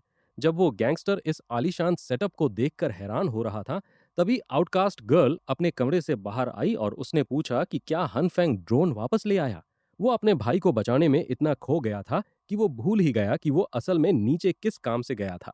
2 घंटे बीतने और भरपेट खाना खाने के बाद ब्रदर ली को आखिरकार पूरी कहानी का एक हिस्सा पता चल चुका था। हन फेंग ने उस सीधे साधे गैंगस्टर को बस इतना बताया कि उसने इस तबाही का अंदाजा पहले ही लगा लिया था और जितनी हो सके उतनी तैयारी कर ली थी। उस नौजवान ने अपने भाई से उसे इस बारे में न बताने के लिए माफी भी मांगी। वो बस इस बात से डरा हुआ था कि कहीं उसके राशन की खबर बाहर न लीक हो जाए, इसलिए उसने इस बारे में बहुत कम लोगों को बताया था। अपना खाना खत्म करने के बाद ब्रदर ली खड़े हुए और पूरे दिल से शुक्रिया अदा करते हुए झुके। अगर उनका छोटा भाई न होता तो वो भूख और ठंड से कब के मर चुके होते। उनके लिए फिर से गर्म खाना नसीब होना ही बहुत बड़ी मेहरबानी थी। जब उस गैंगस्टर ने अपना सिर उठाया तो उसकी आंखों से एहसानमंदी के आंसू बह रहे थे। हन फेंग ने जोर देकर कहा कि वो तो बस उस मदद का कर्ज उतार रहा है जो ब्रदर ली ने पहले उसकी की थी। दिल से भावुक होते हुए ब्रदर ली ने हन फेंग की तारीफ की कि वो कितना अच्छा इंसान और भाई है। अब जब वो यहाँ आ ही चुका था, तो ली ने इस बिल्डिंग कॉम्प्लेक्स के मौजूदा हालात के बारे में भी सब कुछ बताया। अब हालात पूरी तरह बदल चुके थे। पिछली बार जब उसने हनफेंग को यहाँ की खबरों के बारे में बताया था, वो बिजली कटने से पहले की बात थी। उस दिन के बाद से वो कमीना जांग कलेक्टिविज्म के नाम पर हर किसी से राशन लूटता फिर रहा है। उसने अपने साथ कई लोगों को तो जोड़ लिया, लेकिन उसके इस तरीके को नापसंद करने वाले कुछ खतरनाक दुश्मन भी बन गए। कुछ लोग उस नाम मात्र के राशन के सहारे नहीं जी पा रहे थे और उन्होंने ग्रुप छोड़ दिया, लेकिन उस बड़े बॉस को अपनी घटती संख्या की कोई खास परवाह नहीं थी। वो भले ही बेपरवाह दिख रहा हो, लेकिन पीठ पीछे वो अपने चमचे जिन चिन वू को उन ग्रुप छोड़ने वालों को ठिकाने लगाने के लिए भेजता रहता है, ताकि कलेक्टिव के लिए खतरा कम करने का बहाना बनाया जा सके। हन फेंग ये सुनकर हैरान रह गया। जिन चिन वू और जिन चिन वैन तो कभी बहुत ही प्यारे, समझदार और ख्याल रखने वाले जुड़वां भाई हुआ करते थे। कुल मिलाकर इस कलेक्टिव कमेटी ने घटिया चालों के जरिए बहुत तेजी से अपना असर और दायरा बढ़ा लिया था। लेकिन ब्रदर ली का पूरा यकीन था कि बुराई का अंत बुरा ही होता है। जांग और उसके गुंडों ने अपनी सबसे बड़ी गलती तब की जब उन्होंने ली जंगहाओ नाम के एक आदमी को लूटने की कोशिश की। दरअसल वो बंदा एक बॉक्सर था जो कभी देश का मिडलवेट चैंपियन रह चुका था, और अगर ऐसा था तो जाहिर है कि कमेटी के उन पिद्दुओं की बहुत बुरी तरह कुटाई हुई होगी। लेकिन वो कमीना जांग अपनी हार मानने, अपनी थू-थू कराने और अपने इस कल्ट के सामने अपनी इज्जत खोने को तैयार नहीं था। उसके सीधे आदेश पर लुटेरे बार-बार ली जंगहाओ से भिड़ने जाते रहे। बेशक उन सभी को मार-मार कर लहूलुहान कर दिया गया, क्योंकि इस घटना की वजह से उस बॉक्सर के भी अपने चाहने वाले बन गए थे, जिनमें से दो लोग काफी मशहूर होने लगे थे। जिनमें से एक था जंग यंग यू, जो बॉक्सिंग का दीवाना था और कुछ सालों तक अंडरग्राउंड बॉक्सिंग मैचों में लड़ चुका था। वो अपनी रफ्तार के लिए जाना जाता था। जबकि दूसरा था जिन जंग जाई, जो जंग हाओ का एक और पक्का फैन था। उसे गजब की ताकत मिली हुई थी और उसका शरीर किसी मॉन्स्टर जैसा था, और इन दोनों के बॉक्सर के साथ होने से इलाके में एक नए गुट का जन्म होना तय था, और वो जांग शुए यू के पाखंड से सख्त नफरत करते थे। ब्रदर ली ने आगे बताया कि वो कमीना जांग इस झगड़े को सुलझाने के लिए बेताब था, और आखिरकार उसने हनफेंग के राशन को निशाना बनाने का फैसला किया। उसने अपने छोटे भाई को चेतावनी देने की कोशिश की थी, लेकिन वो सीढ़ियों पर ही बेहोश हो गया।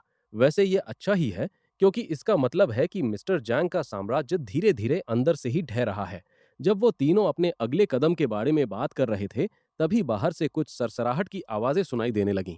आउटकास्ट गर्ल ने दरवाजे के बाहर का लाइव कैमरा फीड चालू किया और देखा कि लुटेरे ठीक बाहर इकट्ठा हो रहे थे। हनफेंग अपने दरवाजे के हैंडल वाले इलेक्ट्रिक ट्रैप को सेट करने के लिए खड़ा हुआ, लेकिन आउटकास्ट गर्ल ने उसे जल्दबाजी करने से रोका और कॉरिडोर से आ रही सल्फर की गंध के बारे में चेतावनी दी। और तभी बिना किसी चेतावनी के पूरा कमरा हिल गया, क्योंकि बाहर कुछ ब्लास्ट हुआ था। मिस्टर जैंग और उसके लुटेरे सच में इतने पागल हो चुके थे कि उन्होंने बमों का इस्तेमाल करना शुरू कर दिया था, और उस आवाज से ऐसा लग रहा था कि वो किसी खास जगह को उड़ाने वाले धमाकों का इस्तेमाल कर रहे थे, जो बहुत ज्यादा ताकतवर नहीं थे। लाइव फीड को देखकर आखिरकार ये समझ में आ गया कि वो भारी भरकम दंगा रोधी ढालें, रायट शील्ड्स क्यों उठा रहे थे। ये भी साफ था कि ली ह्यूना ने ही इन कमीनों को खबर दी थी, और जब वो लुटेरे अपने अगले धमाके की तैयारी कर रहे थे, हन फेंग ने आनन फानन में अपना इलेक्ट्रिक ट्रैप चालू कर दिया। एक सेकंड बाद ही बाहर से किसी के दर्द से कराहने की चीख सुनाई दी। ऐसा लगा कि ट्रैप काम कर गया और कोई बेचारा इसका शिकार बन गया। ये देखकर लुटेरे डर के मारे पीछे हट गए, लेकिन मिस्टर जैंग ने उन्हें धमाके जारी रखने का हुक्म दिया। इस बार उन्हें दरवाजे के किनारों को निशाना बनाना था और बारूद की मात्रा दोगुनी करनी थी। उसके आदेश का आंख मूंद कर पालन करते हुए लुटेरों ने दीवारों पर बारूद लगाया और एक बार फिर धमाका कर दिया। धमाके की आवाज से दीवारों में दरारें तो आ गईं, लेकिन वो मुख्य दरवाजे को उड़ाने में नाकाम रहे। मिस्टर जांग को पूरा यकीन था कि उनके बारूद में कोई खराबी नहीं है, बल्कि दरवाजे पर ही सुरक्षा के तगड़े इंतजाम किए गए हैं। हार मानने से इनकार करते हुए मिस्टर जांग ने इस बार बारूद के 3 पैकेट लगाने को कहा। अगर अब भी कुछ नहीं हुआ तो वो इसकी मात्रा और बढ़ाते जाएंगे, क्योंकि आज वो किसी भी हाल में इस घर को तबाह करने पर अड़ा था। अंदर हन फेंग और ब्रदर ली ने दरवाजे को बंद करने के लिए वहां जितना हो सके उतना सामान अड़ा दिया। तीसरे धमाके ने उस पूरे बैरिकेड को अपनी जगह से हिला दिया और उनके कान के पर्दे ही फाड़ डाले। उस भयंकर धमाके के बाद दीवारों से कुछ अजीब सी चटकने की आवाजें आने लगी। ऐसा लग रहा था कि वो धमाके अपना काम कर रहे थे और दीवारें कमजोर पड़ती जा रही थीं। अगर ऐसा ही चलता रहा तो दरारें बड़ी होती जाएंगी और दीवारें ढह जाएंगी। दरवाजे को ब्लॉक करना अब बेकार था, लेकिन हन फेंग के पास एक और तरकीब थी जिसे वो आजमाना चाहता था। बस उन्हें उस सारे फालतू सामान को हटाना था जो उन्होंने दरवाजे पर ठूंस रखा था। तभी मदद के लिए आउटकास्ट गर्ल आगे आई। ब्रदर ली को शक था कि ये छोटी सी बच्ची भला क्या मदद कर पाएगी, लेकिन तभी उसने अपने हाथ उठाए और एक ब्लैक होल बना दिया। ये देखकर ब्रदर ली हैरान परेशान होकर पीछे हट गया। जब वो दरवाजे पर अड़े भारी भरकम सामान को अपने अंदर खींचने लगी, तो इस नामुमकिन नज़ारे को देखकर ब्रदर ली को चक्कर ही आ गया। जिस काम में उन्हें कई मिनट लगते, वो महज 1 सेकंड में हो गया। अब ब्रदर ली के दिल में उस छोटी बच्ची और उसकी ताकत के लिए एक अलग ही खौफ पैदा हो गया था। बिना कोई वक्त गंवाए हन फेंग ने अपनी पर्पल लाइट चालू की, उसे अपने हाथों पर लपेटा और दीवार की तरफ भागा। उसने उस पर्पल लाइट को पूरी दीवार पर फैला दिया, जिससे वो पिछली बार की तरह नरम हो गई, ताकि वो उन दरारों को तुरंत ठीक कर सके। उसे पूरा ध्यान लगाना था, वरना दीवार को वापस सख्त होने में बहुत वक्त लग जाता। जब उसने देख लिया कि सारी दरारें कवर हो चुकी हैं, तो उसने अगले कदम के लिए ग्रीन लाइट चालू की। शुक्र है उसका ये आइडिया काम कर गया। पर्पल और ग्रीन लाइट के मेल से उस हिस्से को रिपेयर करके और भी मजबूत बनाया जा सकता था। ब्रदर ली ने अभी अभी अपने दोनों नए रूममेट्स को ऐसी नामुमकिन चीजें करते देखा था कि उसका दिमाग ही सुन्न हो गया। तभी आउटकास्ट गर्ल सामने आई और उसने बड़े आराम से उन्हें नीचे झुकने को कहा। ठीक अगले धमाके के वक्त वो तीनों नीचे बैठ गए और अपने कान बंद कर लिए। हन फेंग ने अभी अभी दीवारों को मजबूत किया ही था कि फिर से नई दरारें बनने लगीं। इस बार लुटेरों ने अपना ध्यान बदला था और वो फर्श पर बमबारी कर रहे थे। अगर ऐसा है, तो फिर हन फेंग उस हिस्से को चाहे कितना भी रिपेयर कर ले, सब बेकार हो जाएगा। उसे कोई और तरकीब सोचनी थी, लेकिन इस बार उसका प्लान थोड़ा खतरनाक हो सकता था और इसके लिए उन तीनों के बीच अटूट भरोसे की जरूरत थी। आउटकास्ट गर्ल तो हर चीज के लिए तैयार थी और ब्रदर ली भी हर हाल में साथ निभाने वाला सच्चा यार था। अब उन्हें बस वही करना था जो हन फेंग कहेगा, वो भी बिल्कुल वैसे ही। कुछ और धमाकों के बाद आखिरकार वो दरवाजा रूम नंबर 8004 का टूट ही गया। उन धमाकों ने आखिरकार अपना काम कर दिया था और रास्ता पूरी तरह खुल चुका था। लुटेरे पूरी सावधानी बरतते हुए अपनी ढालें आगे कर धीरे धीरे अंदर घुसने लगे। वो वहां मौजूद सारा सामान लूटने के इरादे से आए थे। मिस्टर जांग ने भी अपने आदमियों को किसी भी तरह के हमले से सावधान रहने को कहा। वो सब हन फेंग के घर में घुस गए और किचन से लेकर लिविंग रूम तक सारा सामान ढूंढ मारा। लेकिन हैरानी की बात यह थी कि उन्हें कुछ नहीं मिला। वहां सिर्फ कुछ कचरा और किचन में बीजों का एक डिब्बा पड़ा था। ये देखकर कि उन्होंने कचरे और बीजों के लिए इतने सारे बम बर्बाद कर दिए, लुटेरे जवाब मांगने के लिए ली ह्यूना की तरफ मुड़े। उसने साफ कहा कि वो झूठ नहीं बोल रही है और उसने लुटेरों को बेडरूम की तरफ इशारा किया। जैसे ही उन्होंने उस आखिरी बचे हुए कमरे का दरवाजा खोलने की कोशिश की, तभी ब्रदर ली बाहर आया और उसने लात मारकर ढाल को सीधे लुटेरों के मुंह पर दे मारा। उसके ठीक पीछे हन फेंग था, जिसके हाथ में पिस्तौल थी। उसने गन उठाई और सीधे मिस्टर जैंग पर तान दी। बिना एक पल गंवाए हन फेंग ने ट्रिगर दबा दिया, लेकिन गोली उस भारी भरकम ढाल से टकराकर रुक गई। हन फेंग ने उन बेवकूफों को चेतावनी दी कि वो वहां से दफा हो जाए, वरना अगली बार वो इतनी शराफत से पेश नहीं आएगा। ढाल के पीछे से मिस्टर जैंग ने उस पर राशन छिपाने और बाकी लोगों की जरूरतों को अनदेखा करने का आरोप लगाया, जिसकी वजह से कई लोग भूखे मर रहे थे। उसने दावा किया कि वो इस गंभीर गुनाह के लिए इंसाफ मांगने आए। वो कमीना इतना बेशर्म था कि उसने हैन फेंग से अपने पापों का प्रायश्चित करने के लिए सारा सामान सौंपने को कहा और इस तबाही से मिलकर लड़ने की बकवास बातें करने लगा। हैन फेंग को इस आदमी की ये बड़ी बड़ी, खुद को सही बताने वाली और पागलों जैसी बातें बिल्कुल बर्दाश्त नहीं हो रही थीं, क्योंकि वो लोग सिर्फ इमोशनल ब्लैकमेल कर रहे थे। लेकिन उसके आदमी इस पागलपन में पूरी तरह बह चुके थे। वो अपने लीडर की हर बात पर ऐसे हाँ में हाँ मिला रहे थे, जैसे भूखे भेड़ियों का कोई झुंड अपना गुस्सा निकालने का मौका ढूंढ रहा हो। निराश होने के बजाय हैन फेंग को इसमें अपनी कहानी घुमाने का एक बेहतरीन मौका दिखा। उसने अपने चेहरे पर जबरदस्त नाराजगी के भाव लाए और उनसे पूछा कि आखिर वो किस राशन की बात कर रहे हैं और वो है कहाँ। तभी ली ह्यूना बीच में कूद पड़ी और दावा करने लगी कि इन लोगों ने पक्का सब कुछ कहीं छिपा दिया है। उसने फिर से वही राग अलापा कि पिछली बार जब वो यहाँ आई थी, तो उसने रोशनी देखी थी और अंदर से आती हुई गर्मी भी महसूस की थी। उसकी इस बकवास और इरिटेटिंग आवाज से तंग आकर हैन फेंग ने एक और गोली चला दी, जिससे वो चुड़ैल डर के मारे कांप उठी। लेकिन बदकिस्मती से ढाल की वजह से वो सीधे सिर पर गोली खाने से बच गई। हैन फेंग ने उसे सफेद झूठ बोलने के लिए बेहद बेशर्म कहा। उसने आगे कहा कि अगर इस चुड़ैल ने उसे धोखा देकर खाने पीने और जरूरत के सामान के बदले वो बेकार बीज न दिए होते, तो आज उसकी इतनी बुरी हालत नहीं होती। धीरे धीरे ही सही, पर अब लुटेरे खुद ली ह्यूना पर शक करने लगे थे। लेकिन अफसोस, मिस्टर जांग काफी समझदार निकला। उसने अपनी टीम के आपसी झगड़े को बढ़ने से रोक दिया और ये पता लगाने का एक आसान तरीका सुझाया कि आखिर झूठ कौन बोल रहा है। उन्हें बस बेडरूम के अंदर जाकर ये देखना था कि क्या हैन फेंग का घर वाकई खाली है। हैन फेंग ने ऊपर से तो कड़ा रुख दिखाया, पर उसने उन्हें अंदर जाकर अच्छे से तलाशी लेने की इजाजत दे दी। हालांकि उसकी उंगली अब भी ट्रिगर पर ही थी।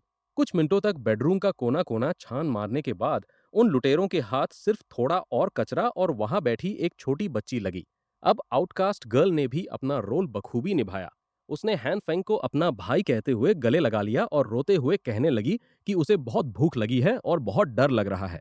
अब तो लुटेरे इस बात पर बुरी तरह भड़क गए कि उन्होंने आधा दिन लगाकर दरवाजा तोड़ने की इतनी मेहनत की और हाथ कुछ भी नहीं लगा।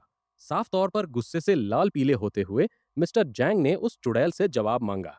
अब जब हालात ऐसे हो चुके थे और उन्होंने इस हमले में अपना इतना वक्त और बारूद बर्बाद कर दिया था, तो उसे कोई ठोस वजह बतानी ही होगी, वरना वो लुटेरे खुशी खुशी उसके टुकड़े टुकड़े कर देंगे। धीरे धीरे उसका दिमाग ठिकाने नहीं रहा और वो बस यही रट लगाए जा रही थी कि वो झूठी नहीं है। भले ही ये सच हो, पर अब उसकी बातों पर कोई यकीन नहीं करने वाला था। अब उसे बस एक ही बात समझ आ रही थी कि हैन फेंग ही उन सब के साथ कोई खेल खेल रहा है।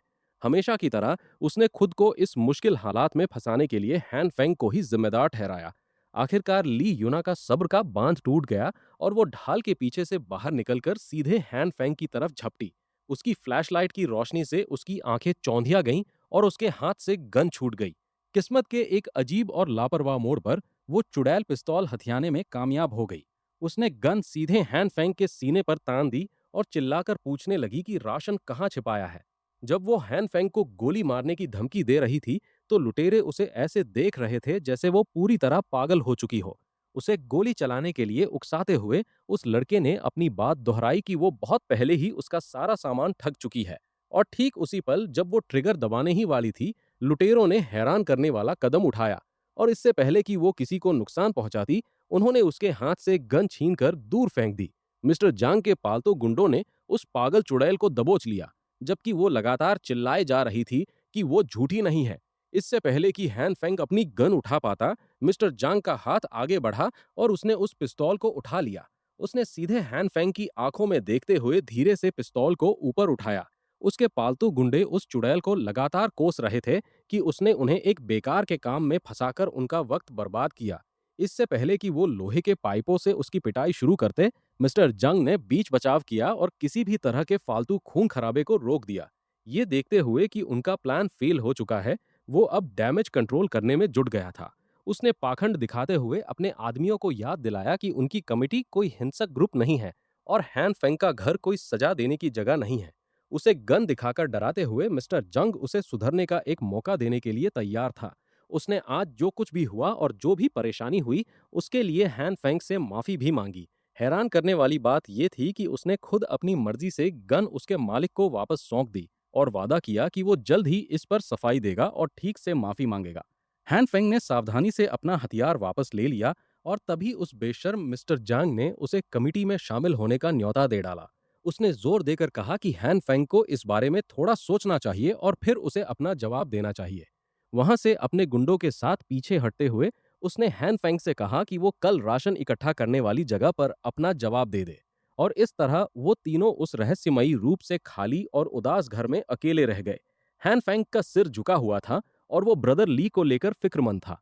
राहत की एक गहरी सांस लेते हुए उसने अपना सिर ऊपर उठाया, क्योंकि आखिरकार ये नाटक अब खत्म हो चुका था। खैर, नाटक खत्म होने के बाद अब वो आखिरकार बिजली और गर्माहट के सुकून के साथ आराम करने लौट सकते थे। चूंकि अब उसके घर का पता सबको चल चुका था, इसलिए वो सब ठीक हैन फेंग के घर के ऊपर बने आउटकास्ट गर्ल के हैरान कर देने वाले आरामदायक और बड़े घर में शिफ्ट हो गए। ये सब उसी की बदौलत मुमकिन हो पाया था कि वो इतनी जल्दी ऐसा जबरदस्त और असली लगने वाला नाटक कर पाए। दरअसल लुटेरों के अंदर घुसने से पहले ही हैन फेंग ने इस प्लान को बेहतरीन तरीके से सेट कर लिया था। सबसे पहले उन्होंने अपनी सारी कीमती चीजें और राशन आउटकास्ट गर्ल के सब स्पेस में छिपा दिया। उन्होंने इस नाटक को पूरी तरह सच दिखाने के लिए जगह जगह थोड़ा कचरा और रैपर्स भी बिखेर दिए थे। यहाँ तक कि उन्होंने खिड़कियां भी खोल दी थीं ताकि अंदर का तापमान तेजी से गिर जाए। ने उन्हें ऐसा दिखाना था जैसे उनका राशन काफी समय पहले ही खत्म हो चुका हो। कमिटी के वो कमीने अब बिना किसी वजह के उस दरवाजे को तोड़ने में अपनी पूरी ताकत बर्बाद कर चुके थे, जिसके अंदर कुछ था ही नहीं। एक शानदार खाना खाते हुए उन तीनों ने इस बात का जश्न मनाया कि जांग शुयू का ये नाकाम मिशन, जिसमें उन्हें कुछ भी हासिल नहीं हुआ, पक्का उनके ग्रुप के अंदर गुस्से की आग भड़का देगा। ऐसे हालात में वो लालची लुटेरे अब कमजोर कड़ियों पर उंगली उठाना शुरू कर देंगे। चूंकि हैन फेंग के पास गन है, तो बिना हथियार वाली और नफरत से भरी ली ह्यूना को ही इसका सबसे बुरा अंजाम भुगतना पड़ेगा। प्लान तो बहुत शानदार तरीके से काम कर गया, लेकिन यह बिना किसी अड़चन के पूरा नहीं हुआ। यहाँ तक कि हैन फेंग की गन भी छीन ली गई थी। पर उस लड़के ने पहले ही इसे सबसे बुरे हालात के तौर पर अपने प्लान में शामिल कर रखा था। उसे पूरा यकीन था कि जब जांग शुयू के हाथ में गन आएगी, तो वो अपनी शरीफ और मसीहा वाली इमेज बनाए रखने के लिए मामले को शांति से सुलझाने की ही कोशिश करेगा। और अगर ऐसा नहीं भी होता और वो पागल ट्रिगर दबाने का फैसला कर लेता, तो भी हैन फेंग ने जो 2 गोलियां चलाई थीं, उससे मैगजीन पहले ही खाली हो चुकी थी। इस तरह जानबूझकर लुटेरों को गन ले जाने देना उनके इस नाटक को और भी असली बना रहा था। ये सुनकर ब्रदर ली ने आखिरकार राहत की सांस ली। उन्हें लगा कि अब से उन्हें बस दुखी होने का नाटक करना है और छिपकर ऐश की जिंदगी जीनी है। लेकिन हैन फेंग ने उन्हें टोकते हुए उनकी गलतफहमी दूर की, क्योंकि अब से उनका असली मिशन इस कमेटी को पूरी तरह बर्बाद करना था। उधर बेसमेंट कार पार्क में राशन बांटने का काम अभी भी चल रहा था। भले ही लोगों को खाने के लिए बहुत कम मिल रहा था, लेकिन फिर भी मिस्टर जैंग के लिए उनके दिल में इज्जत बनी हुई थी। जब सब लोग राशन लेने में बिजी थे, तभी पीछे की तरफ 2 साएं चुपके से आगे बढ़ रहे थे। वो दोनों बिना देर किए उस नो एंट्री वाले इलाके में घुस गए, जहां सिर्फ कुछ ही लोगों को जाने की इजाजत थी। राशन की रखवाली करने वाले कमिटी के मेंबर्स अभी अभी वापस बेसमेंट कार पार्क की तरफ लौट रहे थे, और वो 2 रहस्यमयी साए कोई और नहीं बल्कि हैन फेंग और ब्रदर ली थे, जो पकड़े जाने से बचने के लिए खुद को अंधेरे में छिपाने की पूरी कोशिश कर रहे थे। हैरान करने वाली बात यह थी कि उनका ये तरीका काम कर गया। ब्रदर ली की पिछली जांच पड़ताल के मुताबिक इस बिल्डिंग की शुरुआती 4 मंजिलें पूरी तरह खाली हो चुकी थीं। 5वीं और छठी मंजिल पर लॉजिस्टिक्स वर्कर्स और उनके परिवार वाले रहते थे। मिस्टर जांग और उसके खास लोग 9वीं से 12वीं मंजिल पर रहते थे, और उनका गोदाम शायद 7वीं या 8वीं मंजिल पर था। इसके अलावा 5वीं मंजिल से ऊपर हर जगह गार्ड तैनात थे।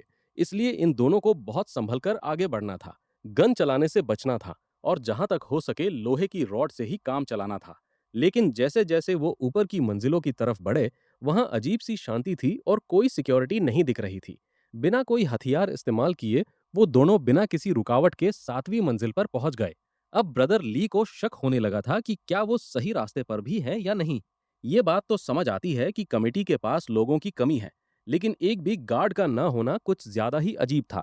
इसलिए अलग अलग होकर हैन फेंग और ब्रदर ली ने उस पूरी मंजिल पर गोदाम को ढूंढने का फैसला किया। हैन फेंग को लगा था कि यहाँ कुछ हंगामा होगा, लेकिन इतनी आसानी से अंदर घुस आने पर वो खुद हैरान था।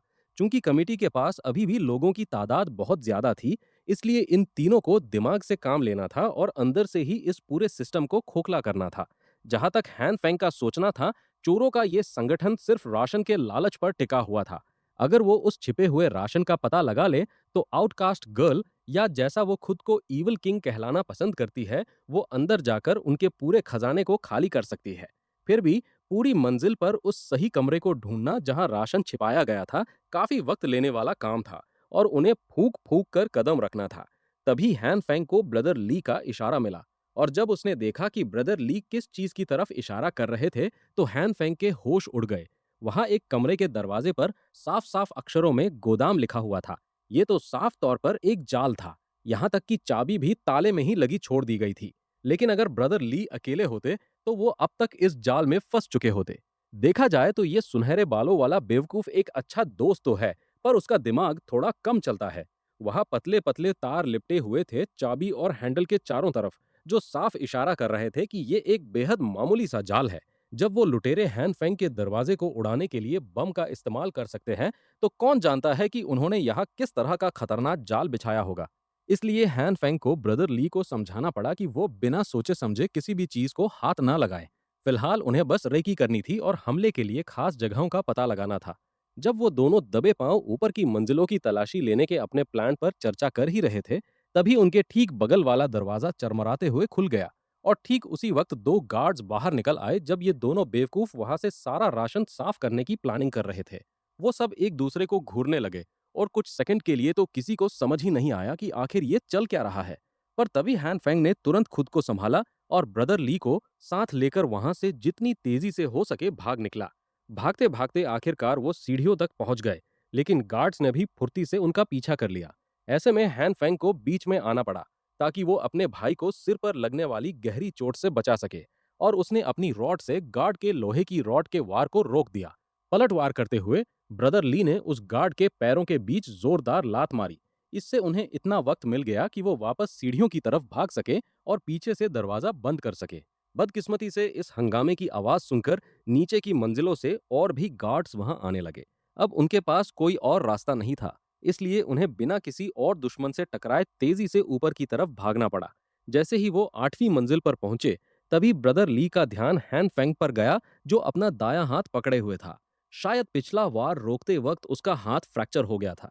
फिलहाल उन्हें छिपने के लिए कोई जगह ढूंढनी थी, और वो भी बहुत जल्द। लेकिन जैसे ही वो छिपने की जगह तलाशने वाले थे, तभी ब्रदर ली को कुछ ऐसा दिखा जिसने उनके कदमों को वहीं रोक दिया। इससे पहले कि वो हैन फेंग को उसके पीछे मंडराते उस साय के बारे में आगाह कर पाता, वो नौजवान किसी हल्के खिलौने की तरह घसीटकर एक अंधेरे कमरे में बंद कर दिया गया। और जैसे ही हैन फेंग को उस अंधेरे और सुनसान कमरे में खींचा गया, वैसे ही दरवाजा धड़ाम से बंद हो गया। और जब उसने अपनी आंखें खोली, तो सामने का नजारा उसके ऊपर खड़े एक लंबे हुड वाले आदमी को देखकर उसकी हालत खराब हो गई। और बाहर से ब्रदर ली बंद दरवाजे को पीट ही रहे थे कि उस हुड वाले आदमी ने कड़क आवाज में पूछा कि वो इस मंजिल पर क्या कर रहे हैं। हालात को संभालने की कोशिश करते हुए हैन फेंग ने झूठ बोल दिया कि वो बस राशन इकट्ठा करने आए थे। लेकिन उसका ये बकवास बहाना काम नहीं आया, और उस आदमी ने सीधे उसके हाथ पर अपना पैर दे मारा, जिससे हैन फेंग दर्द के मारे बुरी तरह चीख उठा। उस हुड के पीछे सफेद बालों और बिखरी हुई दाढ़ी वाला एक बूढ़ा आदमी था। उसने हैन फेंग को झूठ न बोलने की चेतावनी दी, क्योंकि वो उसकी बातों में नहीं आने वाला था। उसने इन दोनों को जानबूझकर 5वीं और 6ठी मंजिल को छोड़ते हुए देखा था, जिससे साफ था कि वो कमेटी के खिलाफ कोई गुप्त काम कर रहे थे। जब हैन फेंग ने पूछा कि क्या वो उनका पीछा कर रहा था, तो उस बूढ़े ने सीधे उससे सवाल किया कि उसे क्या लगता है, ऊपर की मंजिलों पर कोई गार्ड क्यों नहीं है। कमरे के एक कोने में वो गार्ड्स जो गोदाम की रखवाली कर रहे थे, बेहोश पड़े थे, और एक के ऊपर एक ढेरी थे। इससे पहले कि वो दोनों और गहराई से बात कर पाते, बाहर कमेटी के और भी गार्ड्स के उस मंजिल पर आने की आवाज गूंज उठी। इसका मतलब था कि ब्रदर ली पकड़े जा चुके हैं। बूढ़े ने चिढ़कर अपनी जबान दबाई और धीरे धीरे पास की खिड़की की तरफ बढ़ने लगा। उसने खिड़की का जमा हुआ हैंडल घुमाया, जिससे बर्फीली हवा उस अंधेरे कमरे में आने लगी। हैन फेंग ने हैरान होकर पूछा कि वो 8वीं मंजिल की खिड़की क्यों खोल रहा है।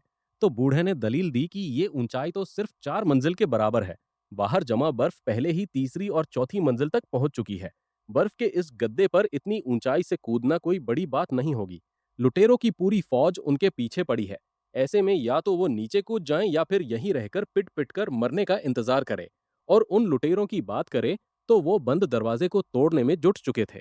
हैन फेंग अब उस बूढ़े की बात पर विचार करने ही लगा था कि वो सिरफिरा बिना किसी हिचकिचाहट के नीचे कूद गया। जैसे ही दरवाजा टूटकर खुला, हैन फेंग ने भी अपनी जान दांव पर लगाने का फैसला किया और उस बूढ़े के पीछे छलांग लगा दी। ये बेहद डरावना था, लेकिन उसने 8वीं मंजिल से छलांग लगा दी, इस उम्मीद में कि बर्फ उसके गिरने के झटके को झेल लेगी। अपनी सुरक्षा पक्की करने के लिए हैन फेंग ने खुद को इस तरह संभाला कि वो हाथ के बल गिरे, ताकि वो अपनी जादुई बैंगनी रोशनी का इस्तेमाल करके लैंडिंग को आसान बना सके। जब वो नीचे पहुंचा, तो उसने देखा कि वो बूढ़ा बर्फ से बाहर निकल रहा था, बिल्कुल सही सलामत और बिना किसी खरोच के। हालांकि हैन फेंग की लैंडिंग थोड़ी अजीब रही, लेकिन वो जिंदा था, भले ही उसकी सांसें फूल रही थीं। खिड़की से ऊपर देख रहे लुटेरे उन दोनों को ऐसे घूर रहे थे जैसे वो पूरी तरह पागल हो चुके हों। फुर्ती दिखाते हुए वो बूढ़ा पास की खिड़की की तरफ भागा और अपनी कोहनी मारकर कमजोर कांच को तोड़ दिया। यहाँ तक कि हैन फेंग भी उस बूढ़े के बचने के इस गजब के हुनर को देखकर दंग रह गया, जो लगातार आगे बढ़ रहा था। वो भी उसके पीछे पीछे कमरे के अंदर चला गया, और इस तरह वो गुस्से से लाल कमेटी के लुटेरों के चंगुल से बच निकले। मिस्टर जैंग के आदमियों में इतनी हिम्मत नहीं थी कि वो नीचे कूदकर उनका पीछा कर सकें। उन्हें तो आम लोगों की तरह सीढ़ियों का ही सहारा लेना पड़ा। आखिरकार वो बूढ़ा हान फेंग को एक कमरे में ले गया और थोड़ी गर्माहट के लिए वहां आग जलाई। हान फेंग ने माना कि अगर ये दाढ़ी वाला बूढ़ा ना होता, तो वो पकड़ा जाता। वो उसे तीसरी मंजिल पर रोकने के बजाय सीधे 5वीं मंजिल पर खींच लाया था। उनका पीछा कर रहे गुंडे स्वाभाविक रूप से यही सोचेंगे कि वो निचली मंजिलों में छिपे होंगे और अब वो वहां जाल बिछाकर छानबीन कर रहे होंगे। उस नौजवान के चेहरे पर बेचैनी देखकर उस दाढ़ी वाले ने पूछा कि क्या वो डर गया है, जो कि बिल्कुल लाजमी था क्योंकि वो एक लाश के ठीक बगल में आग सेक रहे थे। जब हान फिंग ने पूछा कि उसने उसकी जान क्यों बचाई, तो बूढ़े ने तुरंत उसे टोकते हुए कहा कि मौका मिलने पर वो खुद उसे खत्म करना चाहेगा। फिर उसने उस नौजवान की तारीफ की कि कम से कम उसमें इतना दिमाग तो था कि वो उस नकली गोदाम के घटिया जाल में नहीं फंसा। फिलहाल वो चाहता था कि हान फिंग कमिटी के बारे में जो कुछ भी जानता है सब सच सच उगल दे। अगर उसने मुंह बंद रखा या झूठ बोला तो वो दाढ़ी वाला मार मार कर उससे सच उगलवा लेगा। ये देखते हुए कि उस बूढ़े ने अकेले ही सारे गार्ड्स को ढेर कर दिया था, हान फिंग समझ गया कि वो ऊपर की मंजिलों पर या तो राशन चुराने के लिए छिपा था या फिर कमेटी से अपनी कोई दुश्मनी निकालने आया था। जो भी हो, हान फिंग और ब्रदर ली के वहां आने से उसके प्लान में खलल जरूर पड़ा था। जब उसने पूछा कि क्या मिस्टर जैंग और उसके गुंडों से उसकी कोई पुरानी दुश्मनी है, तो बूढ़े ने हाँ में जवाब दिया। साथ ही वो उस राज से भी वाकिफ था जिसे झांग सुएयू छिपा रहा है। ये सुनते ही हान फिंग के कान खड़े हो गए और उसने पूछा कि आखिर वो किस तरह का राज है। वो बूढ़ा खड़ा हुआ और उसने पक्का किया कि इस लड़के का झांग सुएयू से कोई न कोई कनेक्शन जरूर है। आगे कुरेदते हुए उस दाढ़ी वाले ने मांग की कि हान फिंग कमिटी के बारे में जो कुछ भी जानता है सब उगल दे, वरना वो इस कमरे में दूसरी लाश बनने के लिए तैयार रहे। फैसला पूरी तरह उसी का था। मार मार कर अपनी जान निकाले जाने के डर से हान फिंग ने आइजन जैसे दिखने वाले उस कमीने के साथ हुए अपने बुरे हादसों का दुखड़ा रोना शुरू कर दिया। संक्षेप में कहे तो जांग ने उसका घर उड़ा दिया था, उसकी लड़की छीन ली थी और उसका सारा राशन लूट लिया था। उसने बदला लेने के लिए सारी हदें पार कर दी और उन्हें बंदूक दिखाकर धमकाया भी। लेकिन एक मामूली पिस्तौल से काम नहीं चलने वाला था। हान फिंग ने सच में थोड़ा झूठ मिलाया और पिस्तौल वाली बात भी जोड़ दी, इस उम्मीद में कि वो बूढ़ा उसकी कहानी पर यकीन कर लेगा। और ऐसा लगा कि उस दाढ़ी वाले ने यकीन कर भी लिया। उसने ठंडी सांस ली और कहा कि कमिटी के उन बड़े लोगों के लिए एक मामूली पिस्तौल कोई बड़ी बात नहीं है। इस बात का सबूत यही है कि जांग ने बंदूक छीने बिना ही हान फेंग को जाने दिया। जब पूछा गया कि ऐसा क्यों, तो बूढ़े ने दो थ्योरी सामने रखी। पहली तो ये कि वो कमीना खुद को एक सच्चा लीडर दिखाने के लिए बस नाटक कर रहा है। दूसरी और ज्यादा डरावनी थ्योरी ये है कि उसके पास कहीं और भी खतरनाक हथियारों का जखीरा छिपा हुआ है। हान फिंग ने आगे कहा कि वो अपने भाई को भी जैंग स्वेयू का काम तमाम करने के लिए साथ लाया था, ताकि सांप का सिर कटते ही कमिटी धीरे धीरे खुद खत्म हो जाए। हालांकि शुरुआत में कमिटी का इरादा अच्छा था और उन्होंने कुछ लोगों को जिंदा रहने में मदद भी की थी, लेकिन जैंग स्वेयू की इस स्वार्थी सोच ने सबको ये मानने पर मजबूर कर दिया कि आराम से जीने का इकलौता तरीका बुरा बनना ही है। अगर ये तबाही थम भी गई, तो जिन लोगों ने अपना जमीर खो दिया है और जो पूरी तरह गिर चुके हैं, वो कभी दोबारा समाज का हिस्सा नहीं बन पाएंगे। यही वजह है कि उन्हें इस भ्रष्ट कमेटी को रोकना ही होगा। बूढ़ा इस बात से सहमत तो है, लेकिन उसे चिंता है कि अगर वो कामयाब हो भी गए तो उसके बाद क्या होगा। इस दुनिया में ताकतवर हमेशा कमजोर का शिकार करता आया है। जैंग स्वेयू को मारने से पूरा इलाका बचे कुचे संसाधनों के लिए बिना किसी कानून के लूटपाट और कत्लेआम की आग में झुलस जाएगा। अगर ऐसी बात है तो क्यों न किसी तीसरे की राय भी ले ली जाए। और इत्तेफाक से कोई दूसरा इंसान दरवाजे के दूसरी तरफ से उनकी बातें सुन रहा था। जो कोई भी था, उसने बूढ़े के चेहरे पर पानी का डिब्बा फेंकने की कोशिश की, लेकिन उसका निशाना चूक गया। पलटवार करते हुए वो दाढ़ी वाला हैरान रह गया कि उसके मुक्के को इतने छोटे से शरीर ने रोक लिया था। फिर उसने ध्यान दिया कि उसका मुक्का रोकने वाले हाथ डर से कांप रहे थे। उस दाढ़ी वाले ने खुद को संभाला और उस जासूस का सिर फोड़ने के लिए हाथ उठाया, लेकिन जैसे ही उसने उसकी जानी पहचानी आवाज सुनी, वो रुक गया। गुलाबी बालों और एक प्यारे से कोट में वो कोई और नहीं बल्कि सबकी चहेती नर्स जिन थी। कमरे के अंदर उस आदमी को देखकर उसने उसे अस्पताल वाले मिस्टर हान के रूप में पहचान लिया। जब माहौल थोड़ा शांत हुआ, तो नर्स जिन ने हान फिंग के टूटे हुए हाथ का इलाज किया और उनकी निजी बातचीत सुनने के लिए बार बार माफी मांगने लगी। वो तो बस दादाजी ली का राशन लेने और उनकी दोबारा जांच करने के लिए आई थी। अंदर आने पर उसने उस बेचारे बूढ़े को मरा हुआ पाया और तभी उसे दरवाजा खुलने की आवाज सुनाई दी। वो डर गई और अनजाने में दूसरे कमरे में छिप गई। उस दाढ़ी वाले को शक है कि उस बूढ़े की मौत में इस छोटी नर्स का ही हाथ होगा। वो उसकी इस निस्वार्थ सेवा को महज एक मजाक समझता है। हालांकि कुछ मायनों में वो सही हो सकता है, लेकिन नर्स जिनको अपने किए पर कोई पछतावा नहीं है। लोग भले ही उसे बेरहम या बेदिल कहें, लेकिन जिंदा रहकर ही वो उन लोगों की जान बचा सकती है जिन्हें इसकी सख्त जरूरत है। इसके अलावा जांग शुएयू ने उसे एक पास दे रखा था ताकि वो जहाँ चाहे बिना किसी रोक टोक के आ जा सके। भले ही वो सीधे तौर पर कमेटी के लिए काम नहीं करती, लेकिन उसे उनके राशन का फायदा जरूर मिलता है। लेकिन मिस्टर जैंग हाल ही में बहुत से बीमार और बूढ़े लोगों को बाहर निकाल रहे हैं, जिनमें से दादाजी ली भी एक है। ये बात समझ में आती है, क्योंकि खिलाने के लिए एक मुंह कम होने से कमेटी लंबे समय तक अपनी ताकत बनाए रख सकती है। हालांकि ब्रदर ली के मुताबिक इलाके में एक नया गुट सिर उठा रहा है। उन बॉक्सर्स की कमेटी के साथ दुश्मनी होने की वजह से जांग शुयू इस मुकाबले को खत्म करने के लिए बेताब होगा। शायद इसीलिए वो बूढ़ों और बीमारों को बाहर निकालने का काम तेजी से कर रहा है, ताकि वो सिर्फ नौजवानों और तंदुरुस्त लोगों को खाना खिलाकर खुश रख सके। इन बदतर होते हालातों को देखते हुए इस बात की पूरी आशंका है कि जल्द ही गुट्टों के बीच एक बड़ी जंग छिड़ जाएगी। अगर ऐसा है तो समझदारी इसी में होगी कि जैंग के उस कथित हथियारों के जखीरे को ढूंढने की कोशिश की जाए। उस दाढ़ी वाले ने नौजवान से पूछा कि अगर उसे वो जखीरा मिल भी गया तो वो अकेला भला क्या कर लेगा। हान फिंग ने साफ कह दिया कि वहां पहुंचने के बाद वो कोई ना कोई रास्ता निकाल ही लेगा, लेकिन वो हाथ पर हाथ धरे बैठकर दूसरों की तरह मरने के लिए तैयार नहीं है। दाढ़ी वाले को लगता है कि दोनों ही सूरतों में उनकी बर्बादी तय है, इसलिए वो हान फिंग को अपनी कब्र खुद खोदने से नहीं रोकेगा। फिर उसने उन नौजवानों को चेतावनी दी कि जैंग स्वेयू और उसकी कमेटी तो इस बड़े समंदर की महज छोटी मछलियां हैं।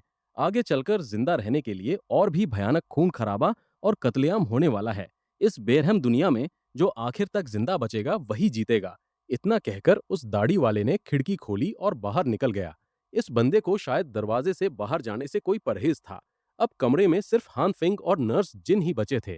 तो उस सुपर ताकतवर नर्स ने उत्सुकता से पूछा कि क्या वो मदद के लिए कुछ कर सकती है। हान फिंग ने बड़ी ही शालीनता से उसकी मदद लेने से मना कर दिया, क्योंकि वो किसी और को अपनी वजह से मुसीबत में नहीं डालना चाहता था। लेकिन नर्स जिन भी अपनी जिद पर अड़ी रही। उसने पूरी कहानी सुन ली थी और जब पूरा इलाका खतरे में हो तो वो हाथ पर हाथ धरे नहीं बैठ सकती थी। यहाँ तक कि उस कमीने ज़ेंग शुइयू ने हान फिंग के साथ जो कुछ भी किया था, उस पर उसे बेहद गुस्सा आ रहा था। उसकी आंखों में वो पक्का इरादा और सच्चाई देखकर हान फिंग उसे मना नहीं कर पाया। अब जब वो साथ देने को तैयार थी, तो सच में एक ऐसा काम था जिसमें हान फिंग को उसकी मदद चाहिए थी। उधर बेसमेंट कार पार्क में गार्ड्स अपने सीनियर को हान फिंग और उस बूढ़े आदमी के साथ हुई अपनी भिड़ंत की रिपोर्ट दे रहे थे। और तभी शैतान का नाम लिया और शैतान हाजिर, जिसे वो चूहे की तरह छुपा हुआ समझ रहे थे, वो खुद सबके सामने आ गया। इस तरह खुलेआम सामने आने की वजह से उसे घसीटकर मौत के मुंह में ले जाया गया। फिर सबके अलग एक सुनसान कमरे में हान फेंग को तब तक बुरी तरह पीटा गया जब तक कि वो खांसने और उल्टियां करने नहीं लगा।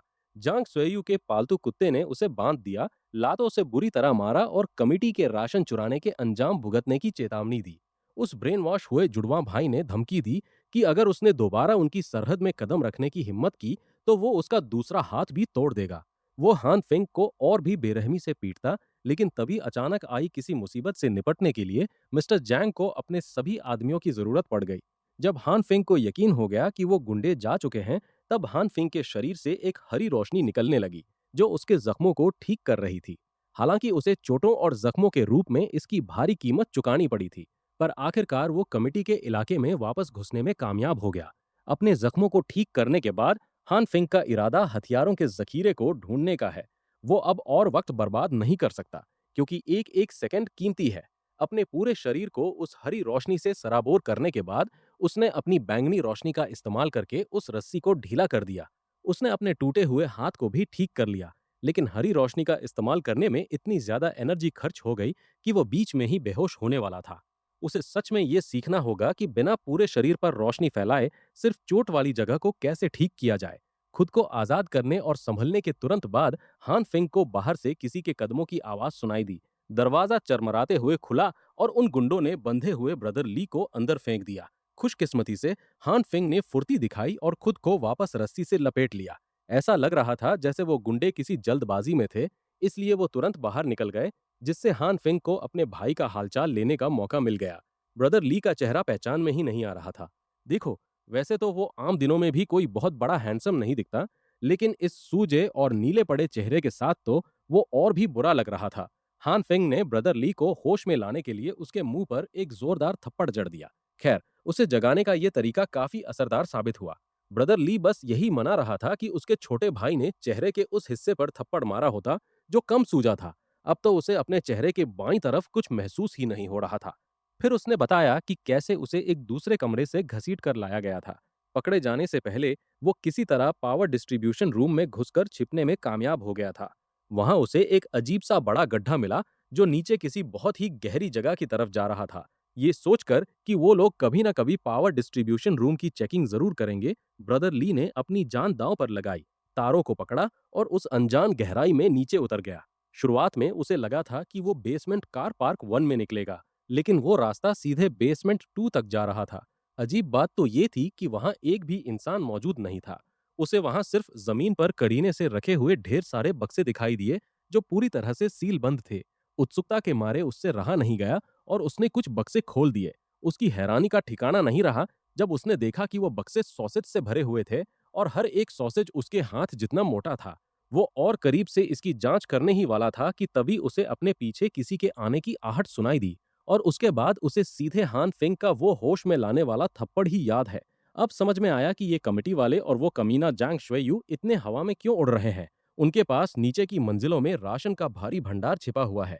हालांकि हान फेंग को थोड़ा शक हुआ और उसने पूछा कि क्या उन बक्सों में सचमुच सिर्फ सॉसेज ही थे। अगर उनके पास इतना खाना है तो वो राशन चुराने के लिए धमाके करने जैसी इतनी बड़ी बड़ी मुसीबतें क्यों मोल ले रहे हैं। उन बक्सों पर कुछ लिखा नहीं था, बस अंदर की चीजें सॉसेज जैसी दिख रही थी, इसलिए ब्रदर ली ने मान लिया कि वो सॉसेज ही होंगे।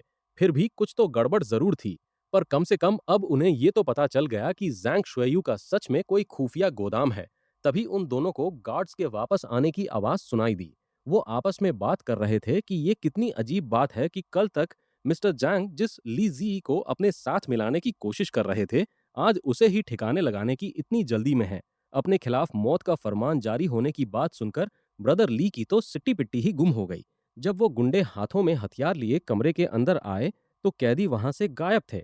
वो हैरान होकर कमरे की तलाशी लेने लगे, लेकिन उन बेचारे गुंडों को अंदाजा भी नहीं था कि इन दोनों ने पहले से ही उनके लिए एक जाल बिछा रखा था।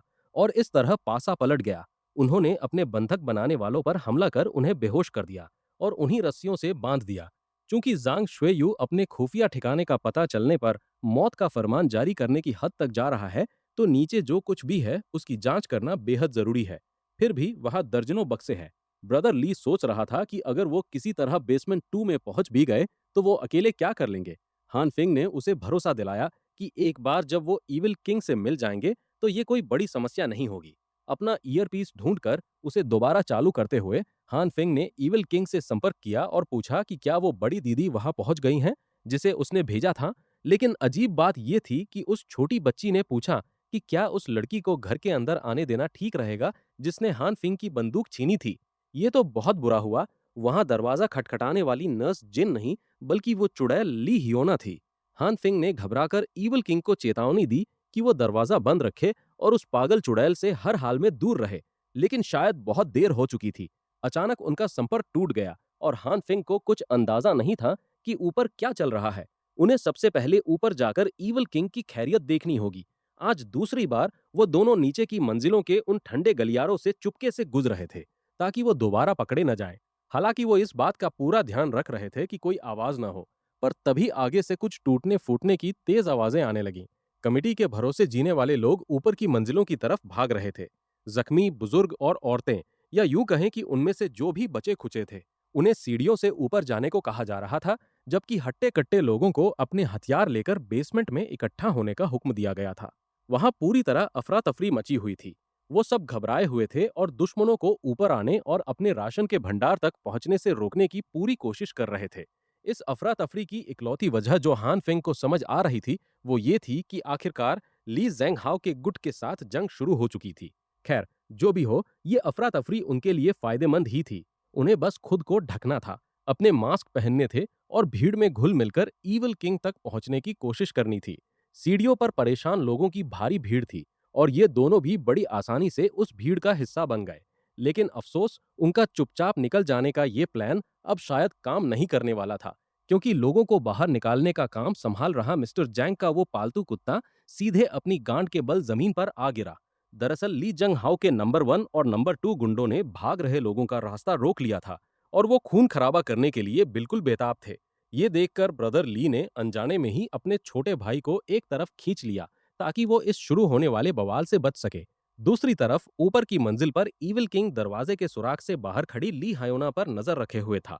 वो चुड़ैल दबे पांव आगे बढ़ी और दरवाजे पर अपना कान लगा दिया ताकि ये पता लगा सके कि हान फिंग अंदर है या नहीं, लेकिन उसे कोई आवाज नहीं सुनाई दी।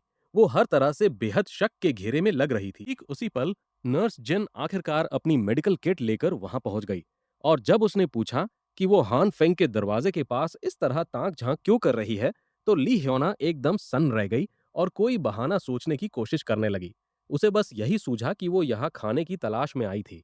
जाहिर है, नर्स जिन उसकी इस फालतू की बकवास पर यकीन करने वाली नहीं थी। असल में ली ह्योना वहां अकेली नहीं थी।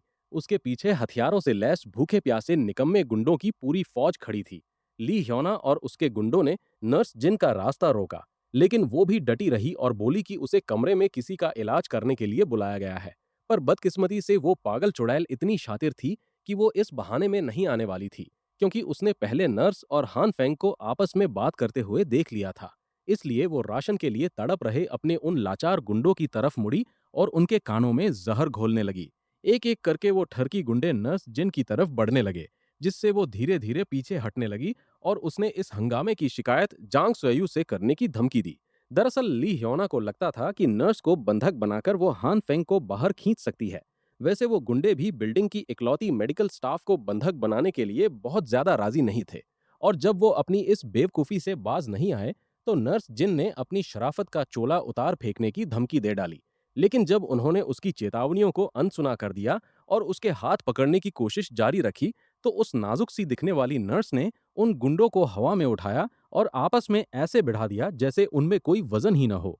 ये देखकर ली ह्योना और बाकी ठरकी डर के मारे अपने आप ही पीछे हट गए। नर्स जिन ने एक गहरी सांस ली और उन्हें आखिरी बार चेतावनी दी कि उसके काम में दखल देने का अंजाम बहुत बुरा होगा। लेकिन वो चुड़ैल तो पूरी तरह पागल हो चुकी थी। उसने अपनी जेब से एक छिपा हुआ चाकू निकाला और उस प्यारी सी नर्स पर वार कर दिया। उसे किसी की जान की कोई परवाह नहीं थी। अगर नर्स जिन ने इतना मोटा कोट न पहना होता, तो वो ब्लेड सीधे उसकी चमड़ी को चीर देता। ली ह्योना ने अपने गुंडों को तैयार रहने और इस अजूबे की गैर इंसानी ताकत से सावधान रहने को कहा, और जब सबका ध्यान भटका हुआ था, तभी अपार्टमेंट का दरवाजा धीरे से चरमराते हुए खुल गया। वो लुटेरे हैरान रह गए, क्योंकि उनके हाथों में मौजूद हथियार एक साथ कांपने लगे थे। वो कंपन इतना तेज हो गया कि उसने एक जबरदस्त खिंचाव का रूप ले लिया, और दरवाजे पर खड़ी थी खुद को डीमन किंग कहने वाली वो बच्ची, जिसकी छिपी हुई ताकत अब सबके सामने थी। माहौल को और ड्रामेटिक बनाने के लिए उसने कुछ फालतू के निंजुत्सु हैंड साइन भी बनाए। देखते ही देखते चाकू, बैट, पाइप और हर तरह के जुगाड़ू हथियार उसकी ताकत के दायरे में खिंचे चले आए। वो अपनी ताकत का इस्तेमाल इतनी शिद्दत से कर रही थी कि ली ह्योना के फटे पुराने कपड़े भी अंदर खिंचने लगे। वो शातिर लुटेरे भागने की कोशिश करने लगे, लेकिन खिंचाव इतना तेज था कि वो हिल भी नहीं पा रहे थे। उन्हें लगा जैसे कोई भूत उनके साथ खेल रहा हो। वहीं नीचे की मंजिलों पर गुटों के बीच की वो जंग जारी थी, जो हर गुजरते सेकंड के साथ और हिंसक होती जा रही थी। वहां लात घूंसे चल रहे थे और सिर फोड़े जा रहे थे, और इस भयंकर अफरा तफरी के बीच हान फेंग और ब्रदर ली एक भारी भरकम आदमी से जान बचाकर भाग रहे थे। दरअसल हान फेंग ने गलत आदमी पर हाथ उठा दिया था, और अब वो किसी कार्टून की तरह भागम भाग वाले सीन में फंस चुके थे। आखिर गुस्सा किसे नहीं आएगा जब किसी के एक घूंसे से आपके गाल सेब जितने बड़े और लाल हो जाए। ऐसे में हान फेंग ने अंधेरे में तीर चलाया। उसने अपनी हरी और बैंगनी रोशनी को मिलाकर एक मजबूत दस्ताना तैयार किया, और इस मुश्किल हालात में उसे एक जबरदस्त नतीजा मिला। लेकिन मुसीबत तब और बढ़ गई जब इस दंगे के बीच मिस्टर जांग के गुंडों ने उन्हें पहचान लिया। अगर वो दोबारा पकड़े गए, तो वो बेरहम लोग उन्हें भागने का दूसरा मौका कभी नहीं देंगे। इसलिए हान फेंग ने तुरंत एक तरकीब सोची और ब्रदर ली से अलग हो गया।